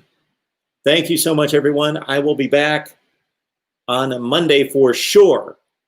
Monday, yes, Mike, I quit ESPN. I was there for 19 years as a production operations manager, and I just had some serious conflicts with what I was doing there and what they would allow here. I basically had to shut down my channel, even though they gave me approval at one point. They gave me approval to do this. They changed their minds. So I was not happy with that and said, you know what? I'm not the type guy that likes to be told what to do and strong-armed. So see ya. So I got to make it happen. We've got to make it happen. So that's what I'm saying. Just I appreciate just the views and the comments and the liking the videos and going out on social media and share the videos out there. But if you're able to contribute financially, I would appreciate that as well. Or get us a connection to a sponsor. That would be phenomenal. All right. But so thank you, JT. Appreciate that. James Scott's here. Always appreciate him joining us, and Luke A. and Ethan. Ethan, I will say I made it through many ESPN layoffs. So when you say they're laying off everyone, keep it into consideration that there are like 6,000 people there and they would lay off like 300. So it's like 5%. So they're still a juggernaut doing a great job. And I love all the people over there. They're phenomenal. Even though my particular circumstance went south, that doesn't mean there aren't phenomenal people at ESPN that I'm very close with to this day. Well, I've only been gone 2 months.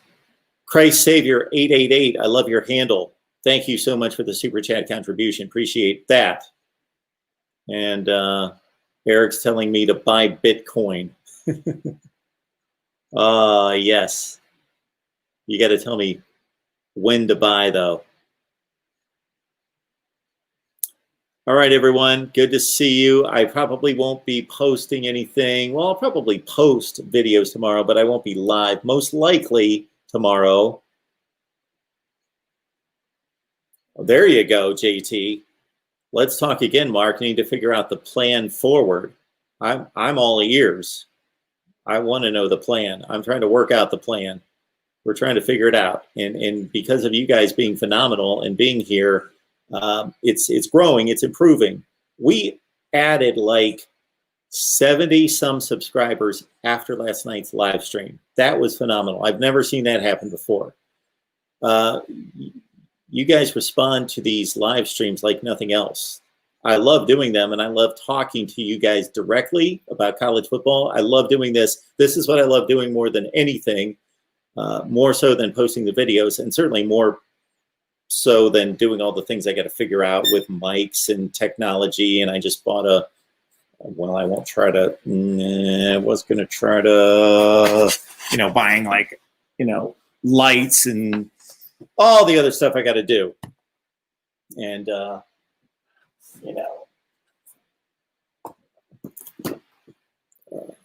that's a audio switcher of sorts, or not an audio switcher, it's a source switcher, like graphics and stuff. Gotta figure out how to use that, and I still have to figure out how to use this to take the phone calls correctly. We want to improve that. I appreciate everybody that hangs with us in regards to the phone calls, and the phone system is not what it needs to be, and all of you are very kind because it's not what it's supposed to be. But we've got this to correct that. I just have to figure out how to use it. And so I say all that just to let you know that we're working on things. But the favorite thing that I do is to talk college football directly with you.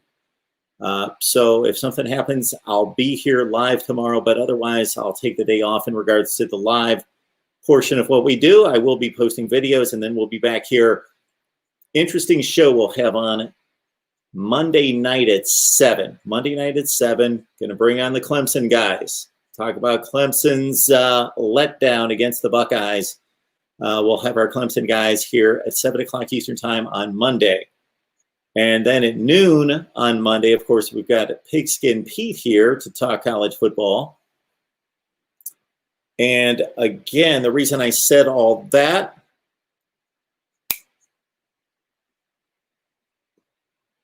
where was I headed with all that? There was a reason I was talking about all that. But anyway, I will be here. And again, JT, thank you so much. I would love to talk to you about whatever you've got planned, because we need to make big plans and build out the channel. But again, we had a phenomenal night last night. So we typically have about 150 to 200 people on here any night, as we did tonight during a live stream. We had our most ever Wednesday night after the Cotton Bowl. We pushed 500. And then last night we pushed 900. Now I know it was a big game, college football playoff, good game, Clemson, Ohio State. So we can't expect that all the time. But man, we had 900 people on here. We had 15,000 views once the video was posted. So if we can get those people to stay here and lock it in and continue to grow this. So thank you all for your contributions in any way that you can contribute. And again, JT, thank you, Christ Savior 888, and whomever it was earlier that contributed through the super chat. You can also consider contributing again through PayPal, Cash App, or Venmo. There are certain advantages to that that go directly to me. So appreciate it. You guys have a great night. We will see you certainly Monday at noon Eastern time with Pigskin Pete.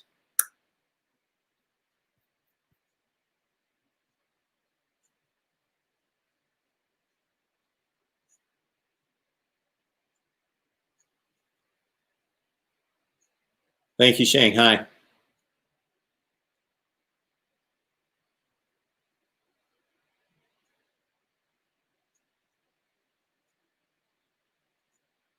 JT, what you need to do is just contact me at MarkRogersTV at Gmail. MarkRogersTV at Gmail. It's easy to remember. Just contact me there, and we will go from there. Thank you.